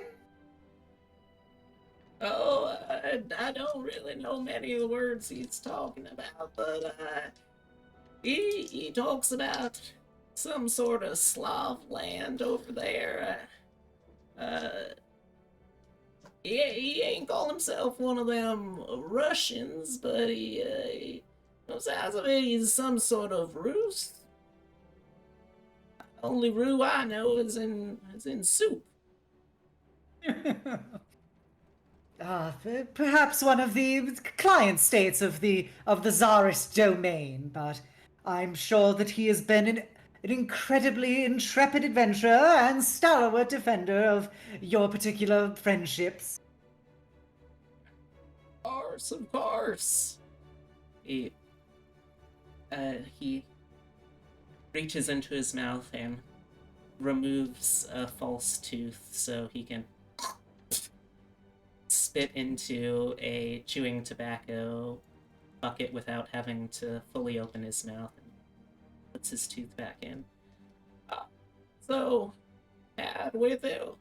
What are you strange folks here for exactly? We're looking for whatever's causing the problems around here. Oh, is that so? Old Hank sent you down here to keep an eye on us, huh? Not on you. Are you causing problems? Are you the one that's moving things in people's rooms? I don't know nothing about that. I only go up to the first floor and down here to where I real belong. I feel alive down here in the furnaces. I wouldn't deign to go up to none of them hotel rooms even if I had reason to.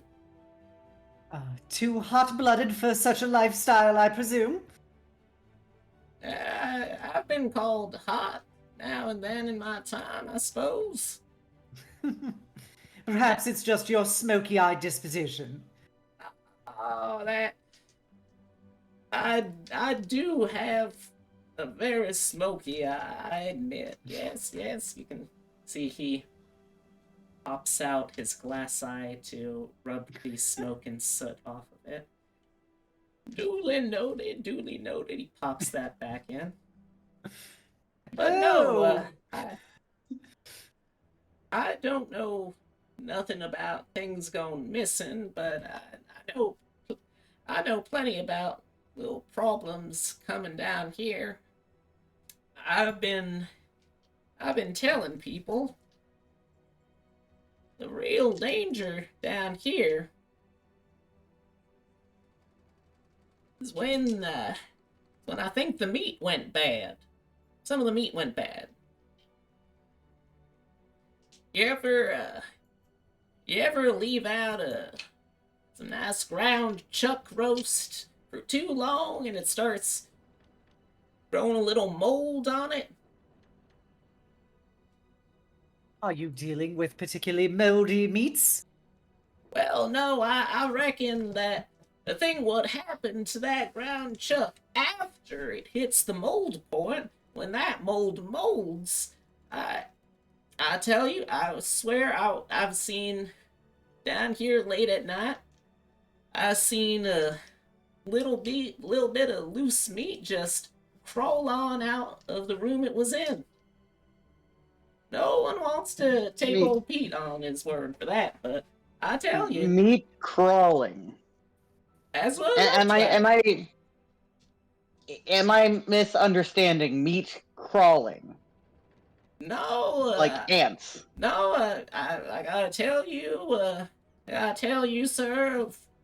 I've worked with my fair share of celestial folks, and your grasp of my English, tarnished as my English may be, is very firm. I would swear that I saw a little hashed meat one night. I suppose I've been telling this story a little backwards. Let me start again. He pulls his tooth out, spits into his tobacco bucket again, and puts his tooth back in. All right. So it was about 3 months ago now. I work the night shifts and the day shifts, and frankly any shift that I can get my shift together to do. And on this shift, I was the only man in the boilers. Normally we had a couple, but Vladislav and some of the other folks, they had to call out for the night, so old Pete comes in to fill the gap. I rarely need to sleep much these days, so I took a little nap here and there, but always wake up soon as I hear one of them. And he points to the racks of calling tube response pieces. You can see that they are connected towards, one goes off to, this is the restaurant, one goes off to, this is the hotel desk, one goes off to, this is the gambling hall, this is the brothel, this is the store. Essentially, all of the heating gets run out of these boilers. It's a real shame that those folks weren't around either. It could be real dangerous. I tell you, the heat that these ghost steel furnaces can really boil up to is something fierce. But anywho, I stepped out of the furnace room for a spell to cool off from the real awful fires were working up a storm that night.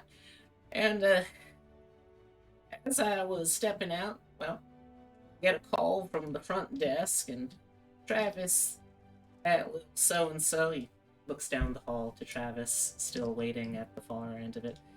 And Travis, he tells me that, Ms. McCullen's looking to pop open a new vintage for the restaurant, so, well, wouldn't you know it, I was already there, and, well, as one of the workers down here, you get the keys in case any of the fires escape the furnace. You gotta make sure you can respond to them. So I popped it open, headed into the storehouse, and grabbed grabbed Mr. McCullen a new vintage, and well, I sees it out of the corner of my eye at first. It's real dark, and I'm over by the provisions, the foodstuffs, the drinks and sorts, and I hear something. It sounds like a something kind of skittering about. I figure, well, this time of year, little critters and varmints may sneak in from outside, because hell, it's colder than a witch's tit out there. This is nice and warm, it's plenty of food, it's a problem. We usually make sure we got exterminators for it, but I just figured something that someone missed, so I turned to look over there, and I see this shape sort of undulating away from the foodstuffs. And I says to myself, that don't look like no rat or bug I ever seen. It's sort of shaped in kind of this, You ever have one of those tomato aspics? Yeah. Yeah, those little gelatin foods that they make. It shook sort of like that when it moved. Didn't really have legs so much to speak of it, but it looked admittedly it was pretty poor light. I only had the one lantern, which I had not been using very much. It was burning down. Well, but I was in the furnace. I had plenty of light in there. I didn't need more light. And as I'm raising my lantern to try and get a better view of this, I sees it sort of looks a little raw, like it's scabbed or covered open in raw, unskinned flesh. You ever been to a butcher's?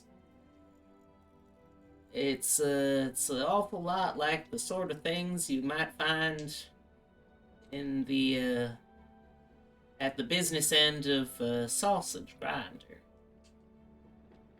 And I wasn't really sure what I saw. I know what it looked like, though. It looked like someone done left some of the beef out, and it grew a little mind of its own and scuttled off. Of course, that's admittedly crazy talk, and, well, I had been specifically requested to fetch a vintage, so no one really trusts the words of a senile old man who may or may not have had access to someone's liquor. But, for what it's worth, that's what I saw. Well, I think it's worth investigating that, and I'll start making my way towards Travis. Did you happen to notice if it had a particular malodorous odor, perhaps, or a particular sound that it made? Oh, absolutely. It was sort of like a... Have you ever had mayhaps a little too much meat yourself? You ate too much, and oh boy, trying to digest all that is something fierce, so your body breaks into something of a sweat. Yeah, you ever had them meat sweats? I have seen those who have perhaps partaken a bit too deeply of various fleshes and have received the subsequent, perhaps, red demeanor. August holds up his Bible over his mouth and starts coughing. Oh no. Yeah, it smelled like a feller what suffering the meat sweats. Real rancid, awful kind of scent to it.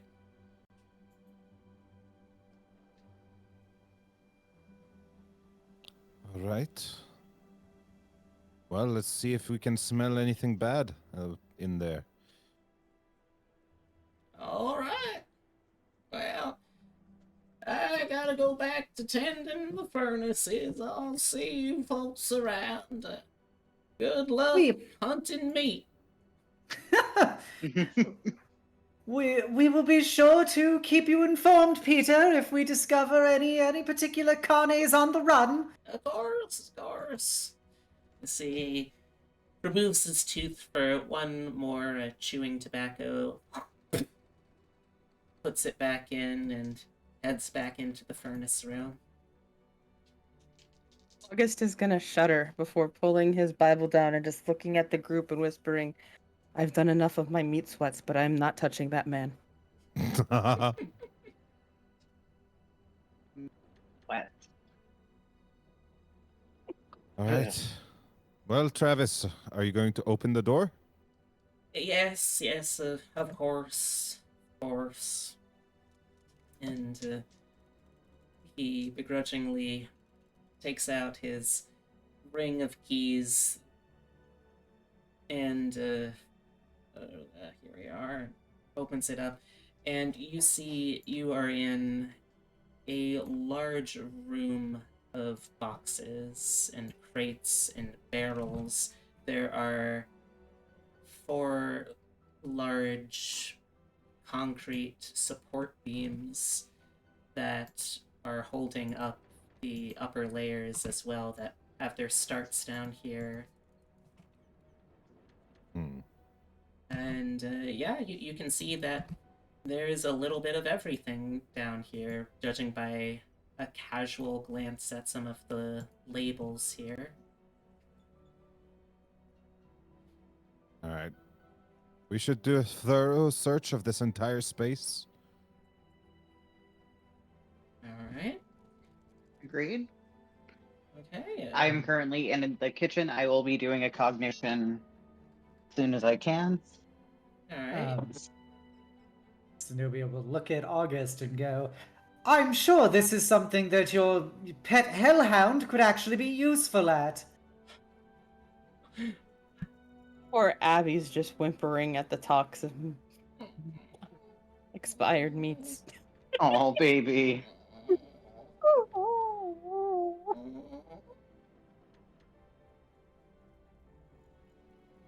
Alright, I send Abby out to kind of sniff around the area we're in to see if Abby could, oh, poor Abby, trace anything with their nose. sure. Let's see. Would Abby roll? I'm assuming. Yeah. Let's Okay. see. Actually, before I get the snack squared away, I'm gonna roll my cognition too. I thought you meant you were in like the hotel kitchen. Alright. Just rolled for Abby. We're just doing search. Oh, yeah. Alright, well, Abby sniffs around by the food and starts getting immediately distracted by that. Oh, sweetheart. She's trying, but she is a humble dog. She knows her weaknesses. Food is one of them. It's okay, Abby. Me too.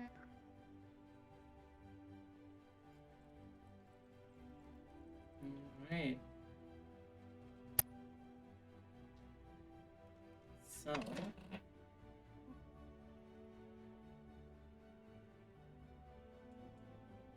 Alright. Parrot, are you searching as well? Jeez. Yeah.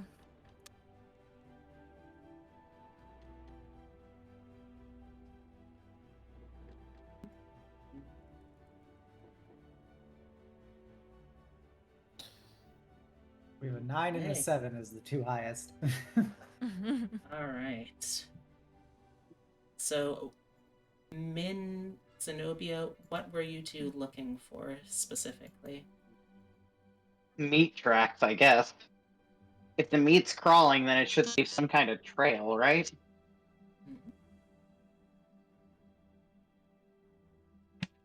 Alright. Um, Hmm? I'd be looking for also, I guess if Min is looking for meat trails, I'd be looking to see if there's any, like, perhaps holes in walls, open ports, large enough areas to perhaps fit a described size of meat creature through. um, as I've got my trusty book as I'm writing things down in Welsh in it as I look around. Alright, so on a 9, Min, I don't think you could have possibly had any experience looking for the tracks of sentient meat. That seems like a bit of a No. stretch.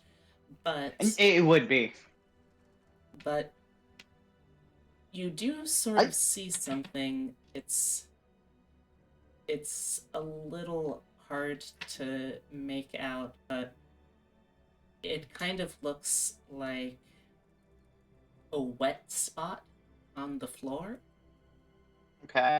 It's That's something. it's adjacent to very very cold corner of the building, the where they put all of the food that they need to be kept as cold as possible. There's ice boxes here. There's a slight mistiness to it with the artificially chilled air, and you see trace of this trail starting there, and it looks like it's moving towards the central part of the central part of the room. Okay, that could either be ice melting, or it could be meat slug. And Xenobia, I would say that as your eyes are scanning the room and you're wandering about, you notice there's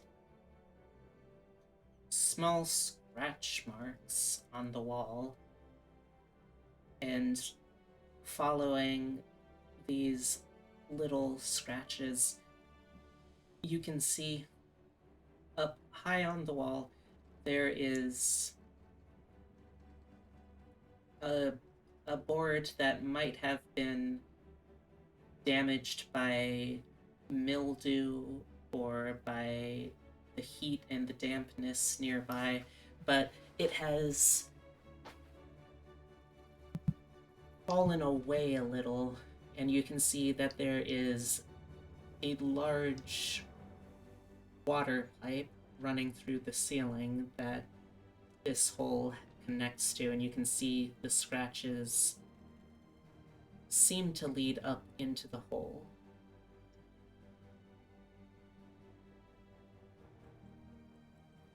Essentially, from the two of your observations, it feels like there's something down here.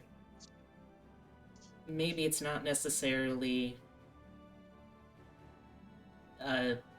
well, from the size of the marks, it's certainly not a human-sized perpetrator, but it's something that looks like it got in here one way or another. You're not sure how, and well, maybe it's for the better. As men looking around, I'm gonna say with a 9 that you also notice that in that corner there is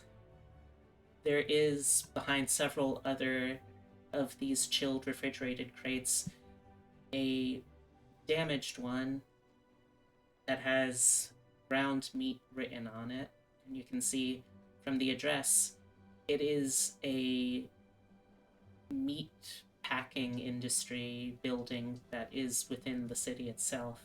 And you can see there is a corner up near the top that it almost looked like something gnawed through it.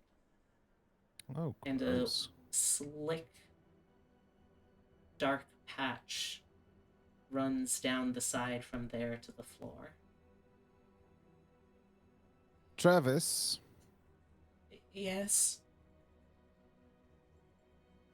close your eyes and ears. I'm sorry? Did I stutter? I'm sorry, miss. I can't do that. I've been instructed to accompany you and chaperone you to make sure that nothing untoward happens down here. Yeah, man of cloth. Man of the cloth. You have a paper that makes this guy do whatever we say, right? Oh. Yes. All right. Oh. And I don't see what the problem is. You have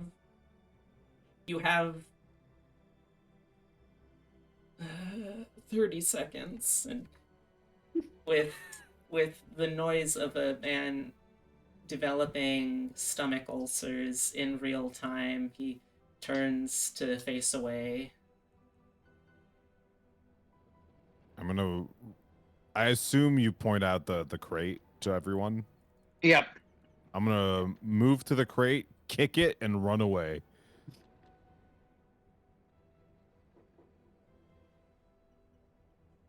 How anticlimactic! You see something. Oh, you all see your friend Brigitta suddenly just swing back and wham, slams her foot into this crate. If she wasn't wearing her boots, it probably would have hurt pretty bad too. But the crate shakes a little, and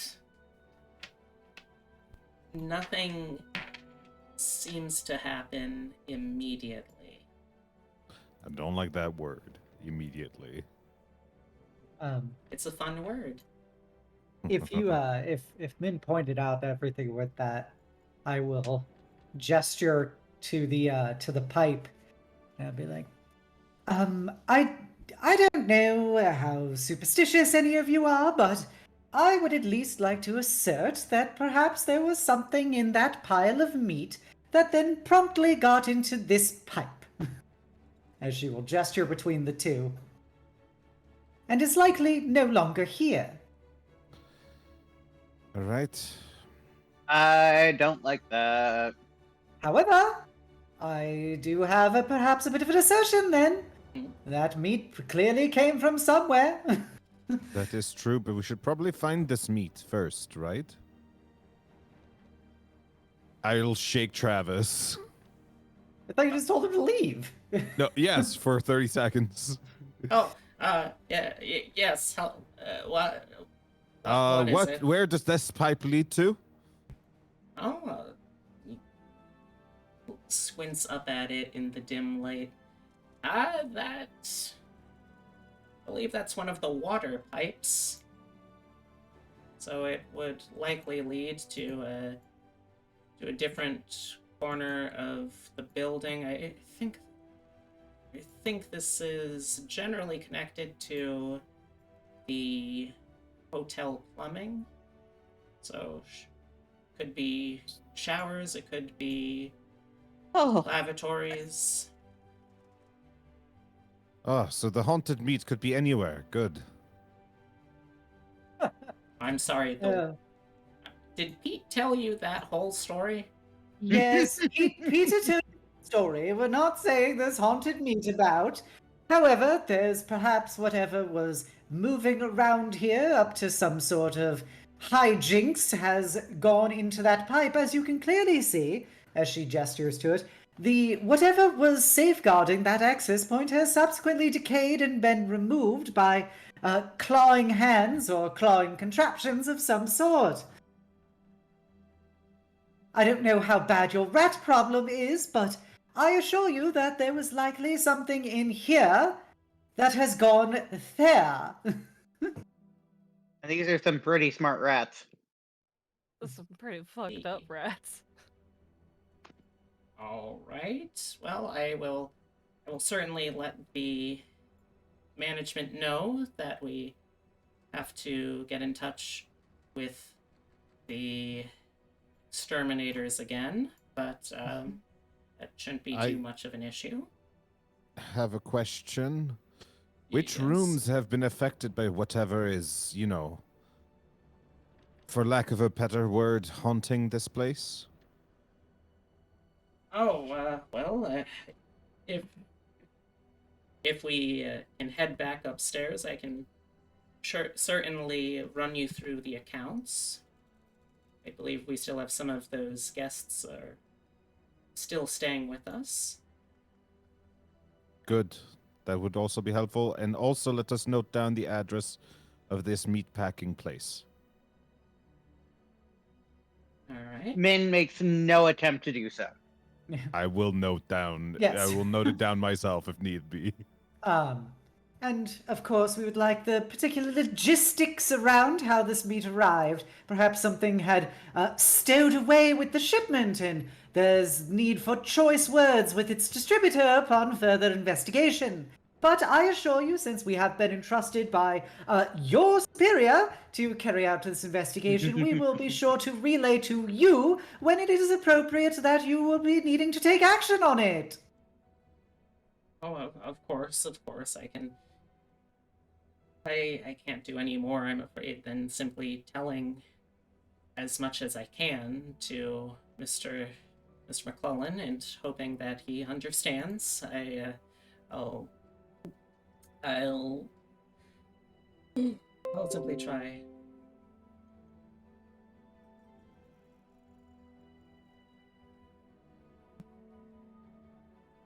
Right. Oh, yeah. At least it's not the Wi-Fi issue anymore. Well, that is good. No, there it goes. Yeah. The Yeah. I blue haven't screen of updated death. OBS yet. I out of refuse to laziness, update. And now I'm realizing that I definitely shouldn't. Yeah, I'm gonna have to try and find a way to revert Huh. issues, I guess. I mean, He's it's only back. like a second. It's not the end of the world. Yeah. We're back, though. Alright. Yes. And welcome, Raiders. Come on in. Alright.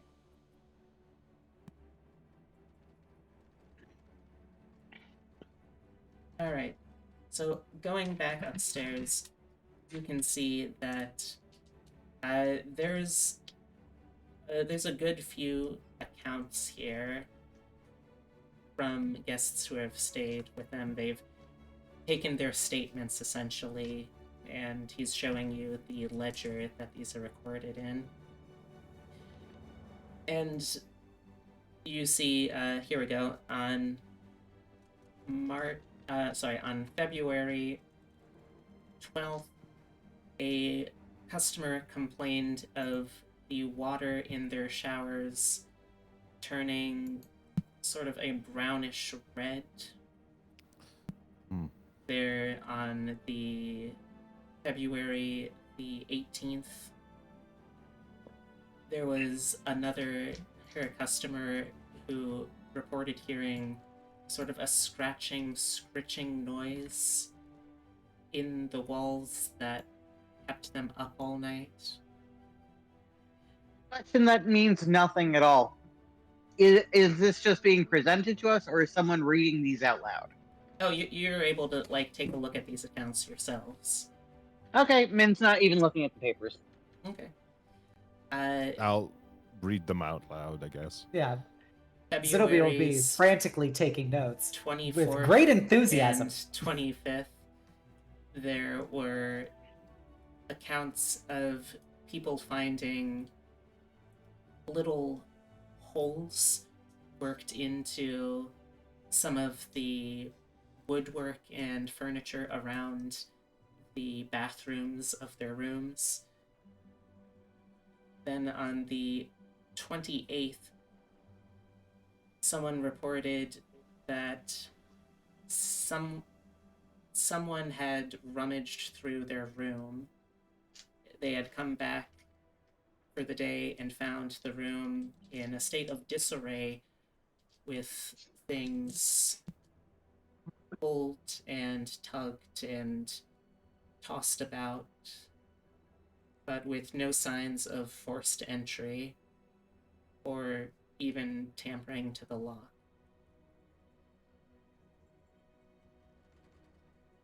Hmm. By the way, Min, Yep. can you give me a cognition roll? Just a straight cognition roll. Mm-hmm. Okay. You caught me as soon as I got back from taking care of the dryer. Great timing then. So, on a 9, Min, since you're not really bothering to try and look over the physical documents here, your eyes Why are... should I? Yeah, that's fair. Your eyes are just lazily scanning around the room, and they stop as they notice something. Or someone, rather. This is a familiar face for you. They are a tall, blonde-haired man with a face of youthful freckles and slightly crooked teeth in his smile. You see Timothy. Victor Tim, yeah. Timothy. Is that you? Well, look at you, Mr. Train Rider. I wasn't expecting to see you here. I wasn't either. Well, it is delightful running into you again. Did you find work here too? So many words, and I motion to the people currently looking over paperwork. Oh, well, you know what they say, you gotta start from the bottom sometimes, and, well, that's where I'm headed.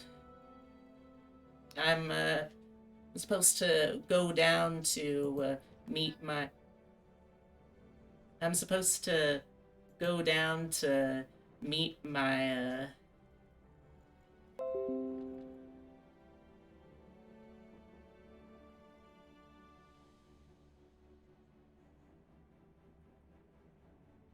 Min, check for the crawling meat.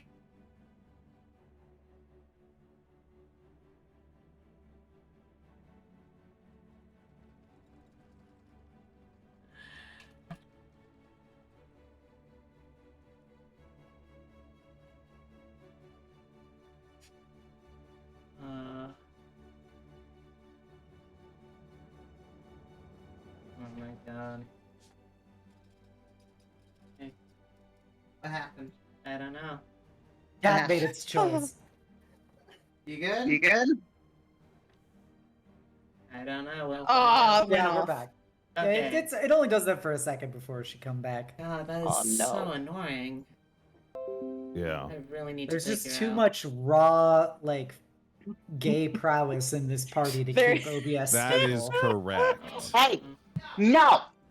Did you really just go in there to scratch that? I thought you were talking. Yeah, I thought you were talking to us. Like, just shouting no. Right? No, so our new apartment it's in an old mill, so it has the original wooden beams. Ooh. Oh, And- scratching post. Alright. Exactly. Ooh. Alright. And so the cat Alright, opened up a everyone closet, back in 100% before only everyone to go in back- and scratch one of them without me everyone seeing. back in before OBS decides to shit the bed again. Parrot went to the little parrot's room. I was gonna joke that it sounded like Epitome was homophobic. All you heard was No. Obsidian being like, yes, the gayness, and then you just hear, no! Alright. I'm sorry, the sun is being naughty. But it was actually Alright, super so- straight. That's I hilarious. swear we do have something tonight. Alright. So, like I was saying, yeah, I'm doing what do you call it, starting from the bottom. I'm working Now we with see ya. this. Start at the bottom, now he's here. Oh yeah, and now I'm going back down to the bottom. I was given the old once over from on the job mentor Peter fella, and well, I'm gonna be working a shift down there today Down where? in the furnace room. Ah, okay. Pete seems good. Yeah. If you see anything weird crawling, let me know. I tell him which room I'm in. Okay. Pete will let you know. All right, if you say so. And he cheerfully heads downstairs. All right. So those are the accounts that you found in the book. Was there anything you wanted to do with that information, or anything you wanted to ask up here? Which one was the last account? I believe I said It was the room that was like rifled through? yes. I think I said that was the 28th. Yes, I think that's right. Okay. What date are we today? Let's see. Today is March 9th. Okay. Is there a pattern in which these incidents have happened? With like, rooms that are relatively close together, or is it just kind of scattered? All right. You can give me a knowledge roll to see if you can. Excellent 21. work. So you scan through these and cross-referencing the general ledger for people coming in and out of the hotel, you see there is something of a bit of a pattern, namely that all of these people are staying here on their own, and they seem to all be out of town. They don't seem to... None of them seem to stay in the particularly expensive rooms that are on the upper floors. Mhm. And all of them paid by the night, so that if need be, they could leave whenever they're able to. All right. So it seems to be happening to the people that don't have as much money as others. But there's no pattern of like the closeness of the rooms or anything. Let's see. You know what? On a 21, I'm going to say you're able to enter into something of I'm not going to call it a mind palace, because I know that I'm better as a storyteller than Stephen Moffat. Indeed. It is more like it is the place that you envision all of the important, very wise thinking to go on. It is the mental recreation you have of your father's office.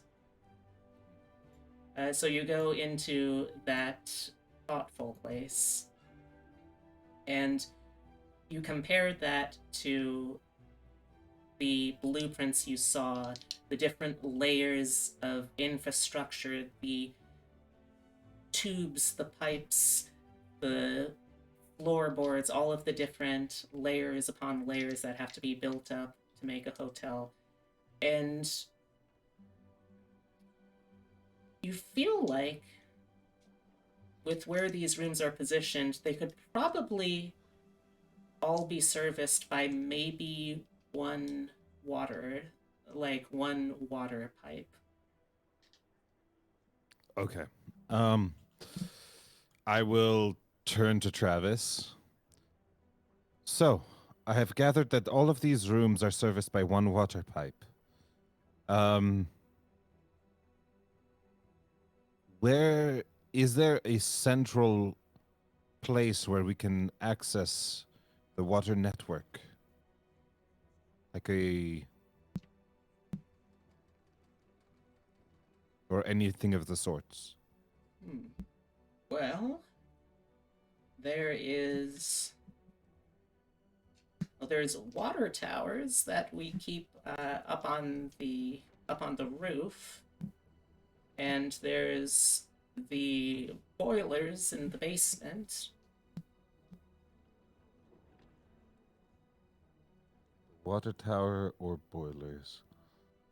I'll turn to the others.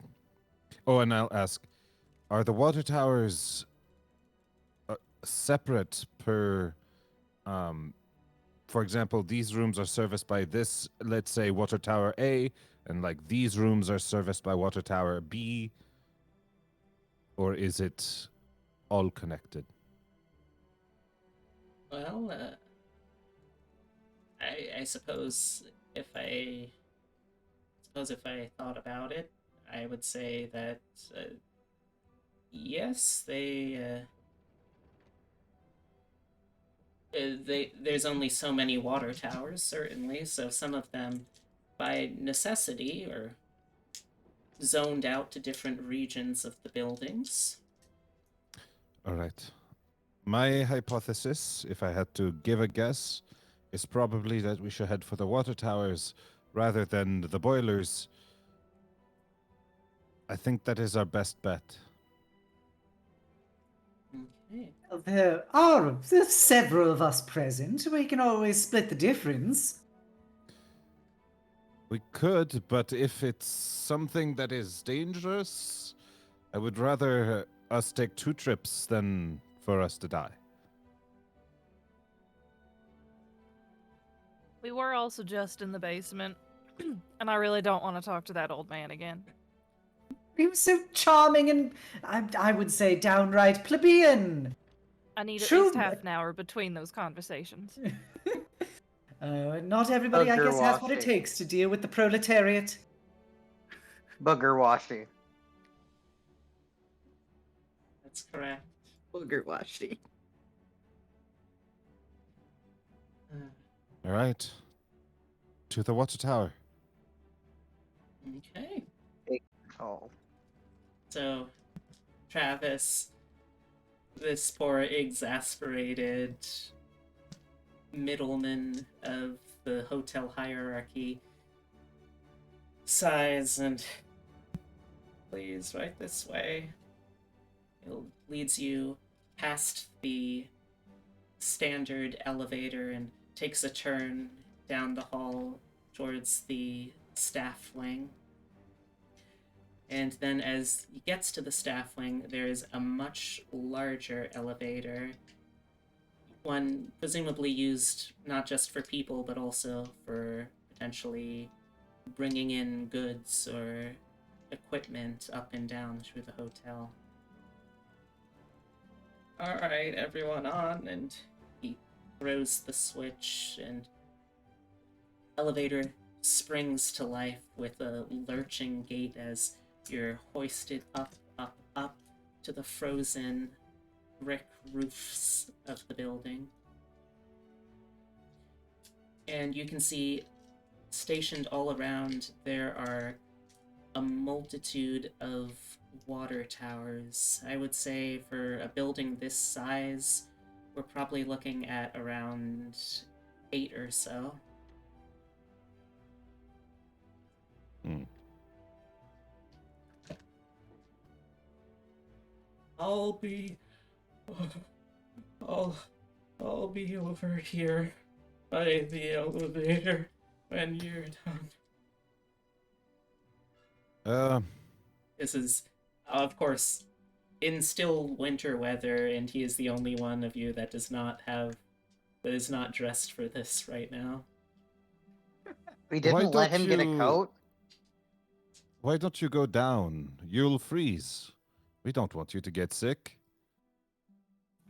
He weighs his options, considering, okay, what is going to be worse? Potentially having something really messed up happen because he left you up here, or getting hypothermia. You have a letter. Yeah. I just imagine every Between time you say the- that, a little plushie of August with the letter stapled to him. Just beep, beep. Between the letter and the nat 1 I just rolled for his personal willpower, he Mine broke. he very quickly nods. Yes. All right. I will be down there. You can just I don't know, holler when you're done, or call the lift. I'll come back up with it. And he throws it. The That'd be cage better, huh? closes and is lowered back down into the hotel. All right. Once he's out of sight, I'm immediately opening my pack and pulling out my rifle and assembling it. Okay. You never know. And you went into City Hall with that. Yes, so? Is there a problem? I don't even know you. I don't even know what's going on. Well, look, if there's a meat monster, I'd rather not get eaten. Why are we jumping to a meat monster? Look, I don't know Meat what monster. it is, but it could be a meat monster. Could also be a rat pulling meat. It could be a rat pulling meat, but Or a meat rat monster. it was slimy and There's a honestly, razor. There's in a my razor. experience, rats aren't slimy. In my experience, there's a razor that says simple things are the answer. Right. Oh, Maybe. don't listen to Slimy. Occam. I've definitely seen a slimy rat. Maybe it's a well lubricated rat. Yes, I think it's safe to say that regardless of the lubrication levels of any slimy rats we encounter, that we should be Well, that's appropriately on Min's prepared. face. It's more and more horrified as we're talking about lubricated rats. I'm just So, loading my gun as this weird conversation is happening. So yes, please be prepared for any lubricated rodents. That's my one word of advice here. All right. Is anyone Whatever it else is. doing anything to prepare? I guess I did not bring my gun. that's fair. I just- one of your bullets. Could I let Parrot, because it's never been checked, but Abby has her bag, and if you remember, I did not turn my gun in. I kept it in Abby's backpacks. That's true. No one expects the Could- dog with a gun. No one inspects the dog. Could I allow Parrot to borrow the gun in there and just kind of gesture for her to check the backpack on Abby? I don't see why not. Or do you want to do this covertly? Take or- someone's bullet, please. Just one. Glad to see you're all well armed as we walked around this investigation. So August I'm is gonna asking just for a bullet. August is gonna gesture to Parrot and I you mean, know I'll go to the affectionately back. just My only gesture to shoot the levels are backpack of in the dog. rifle though, so Listen, it's something. It's something. So how do you want to investigate these water towers? I assume there's a ladder and like some sort of hatch to open. Mm-hmm. For each of these, they're all fairly identical. They are large wooden towers at the top of which there's this little rim around it. There are ladders that go up to each of them for the sake of servicing them. You can see that there are little doors at the top that allow you in, and you can see there are pipes connecting from these tanks down into the building itself. Each of them are functionally, I would say, visually identical. From, just like a cursory glance with no rush. All right, I'll detach the lantern from my backpack Okay. and turn it on. We'll probably need it to see in there. Alright. And I'm gonna Time to climb a tower. cognate. Hmm? Time to cognate. Time to cognate. Sure. Cognition and cognates are two different things. That was me talking out of character. I know. A cognate is just a word in one language that sounds similar to a word in another language. All right. You're rolling pretty good this session.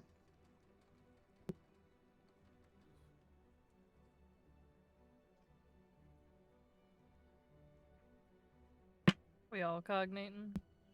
We cognated so hard. Ooh. Okay. So hard between the number 5 and 7.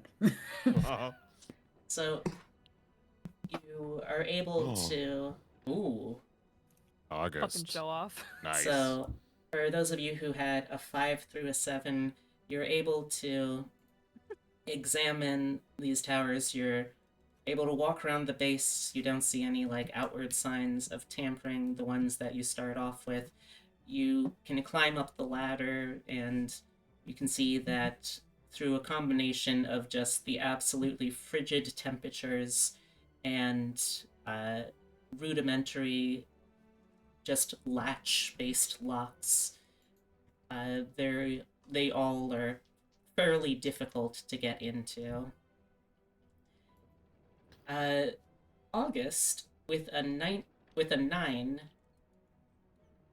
your attention isn't drawn immediately to the towers, but rather to a bee. You see that her attention is pointed squarely at one of the towers off to the side, and she is sort of leaning back, trying to make herself small. Her ear is drooping down as she kind of puts her tail between her legs. She's whimpering a little as she's looking at that tower.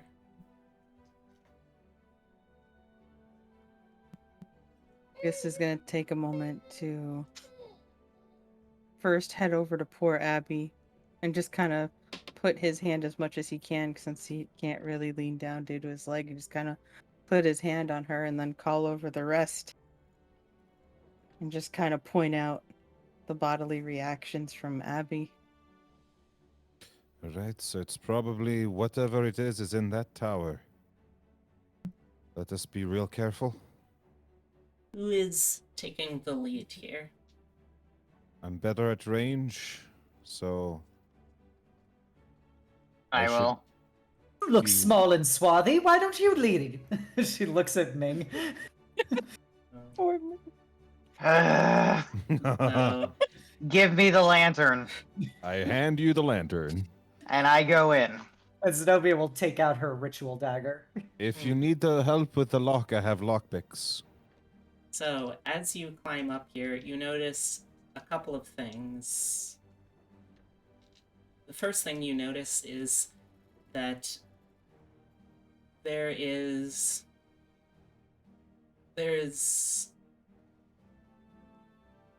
a feeling. Most of these have been fairly frozen over ladders, but it feels like the ice is kind of scritched and scratched on this one. You notice also that there's not as much snow built up, as if something was moved through the snow collecting on the rungs. At least at some point since snow started falling in March. Oh, in February. And when you get up to the top, the latch has been broken off, not with a blunt snap, but what looks like bite marks. They chew the latch off. This is a really pissed off rat.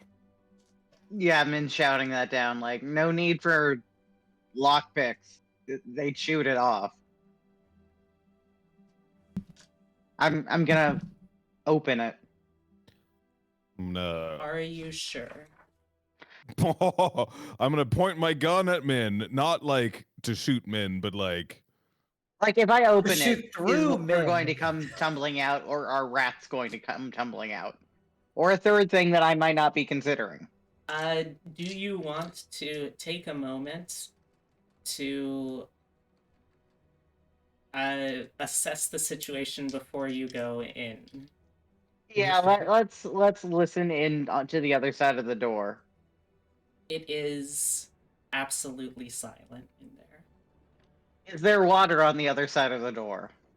You bang against the side of the frozen tank, and you do hear the slosh and gentle ripples of a large amount of water in there.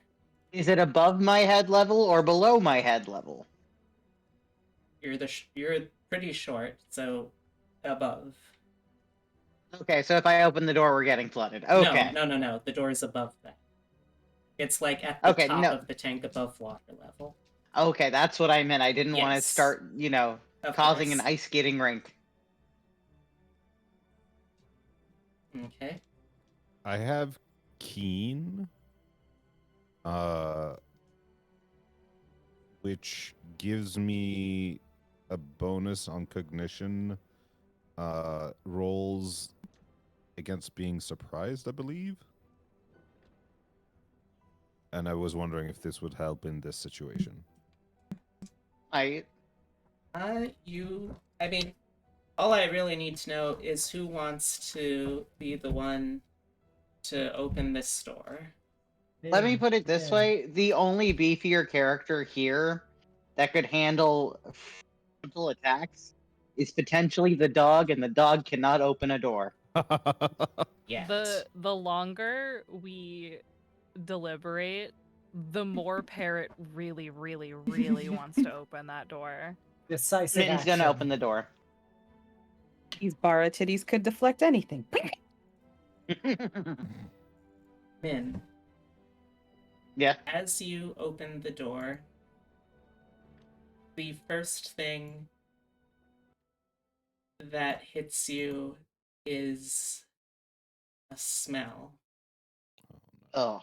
It smells deep and dank and waterlogged, which I suppose might be expected, but it also smells absolutely rancid. It smells like an abattoir. And Like as the you meat sweats. similar to the meat sweats, perhaps, yes. Meat sweats. And as you look down into the tank, it's dark at first. Do you have a lantern? I took the lantern, yes. Okay. Just need to check something real quick for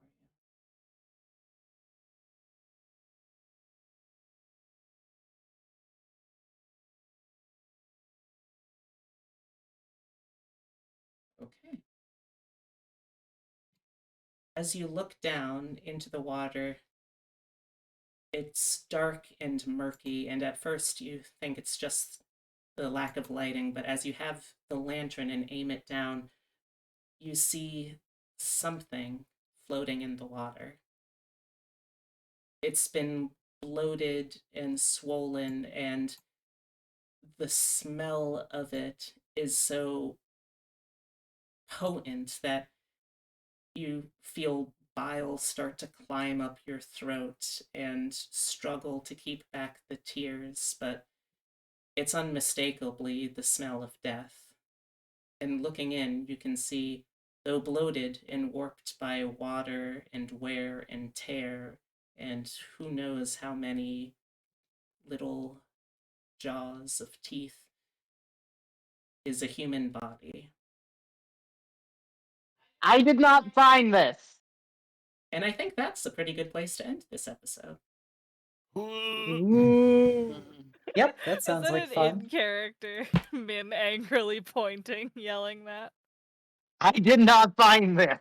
The Nile is not just a river in Egypt. Also, you just made the scare check to deal with reacting to that body, I want to say. Wait, I didn't roll it though. You I did. did, yes, because I didn't want to spoil the surprise. So, things took a bit of an unexpected turn this week. We didn't end up where I was expecting, but now I know for sure that something terrible is coming for all of our friends here, and Oh, good. I really Yay. hope that y'all will be around for episode 3, when whatever skittering, scuttering, fleshy thing that these cowpokes are hunting starts hunting them as well. So, I'm gonna do the cast shout out again and give everyone a chance to talk about themselves one more time. You may not be able to plug a real no good, low down, dirty outlaw full of holes with a gun, but you can at least plug your channel or anything else you want to promote right now. So let's go reverse order. Geronimo? Yes. Hello. Hug your pets. Love your pets. Don't touch bad meat. Remember, if you thaw meat out, don't leave it out all day. You can also put it in the refrigerator because it'll come to eat you. That's true. Mm-hmm. Is there anything you want to promote or plug? No. Okay. Oh, if you're not following Peculiar Little Rabbit, hit the follow button. There you go. Wonderful DM. Well, thank you. That's very sweet of you.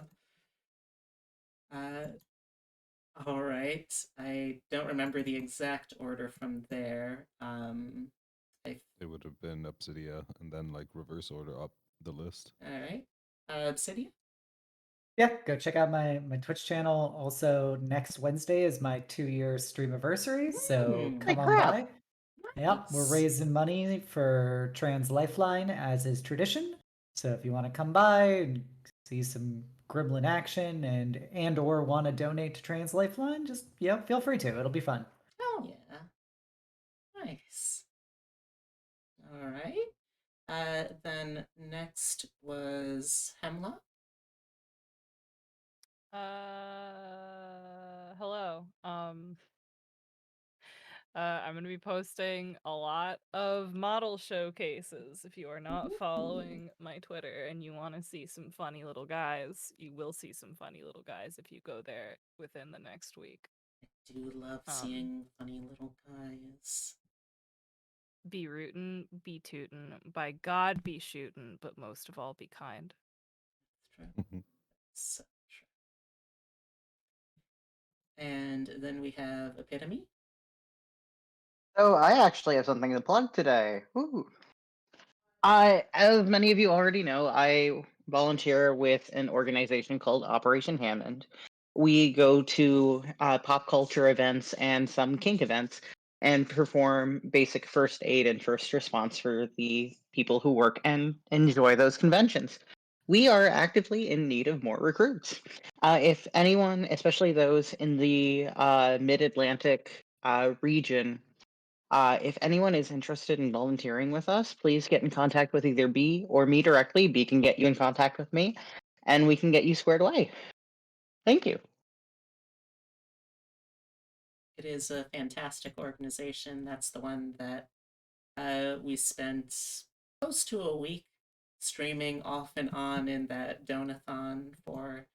If you have ever been thankful for the armpit emojis that you have forced me to make, then consider this a punishment or not a punishment. Consider this a way to repay that.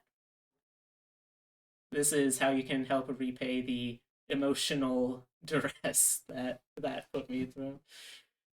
I should also say that for any event that you go to, you do get a badge for that event paid for, as well as a hotel room and food.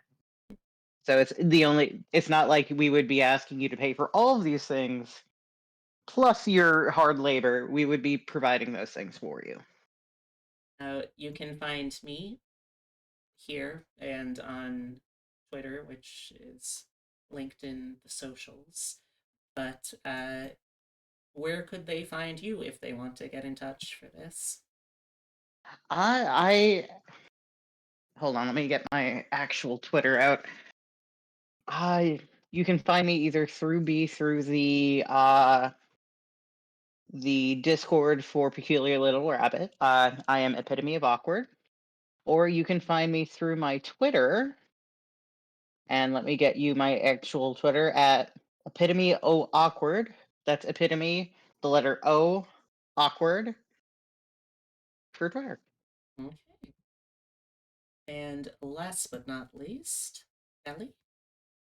So you can find me on twitch.tv/Eliador. In the next couple days, I don't know exactly when, I'm going to be restarting streams. It's been a really long time. But I will be trying and banging my head against solo flawless content in the game Destiny 2, Ooh. which I am currently very much addicted to. And having a lot of fun doing exactly that. So I will be just doing that on stream.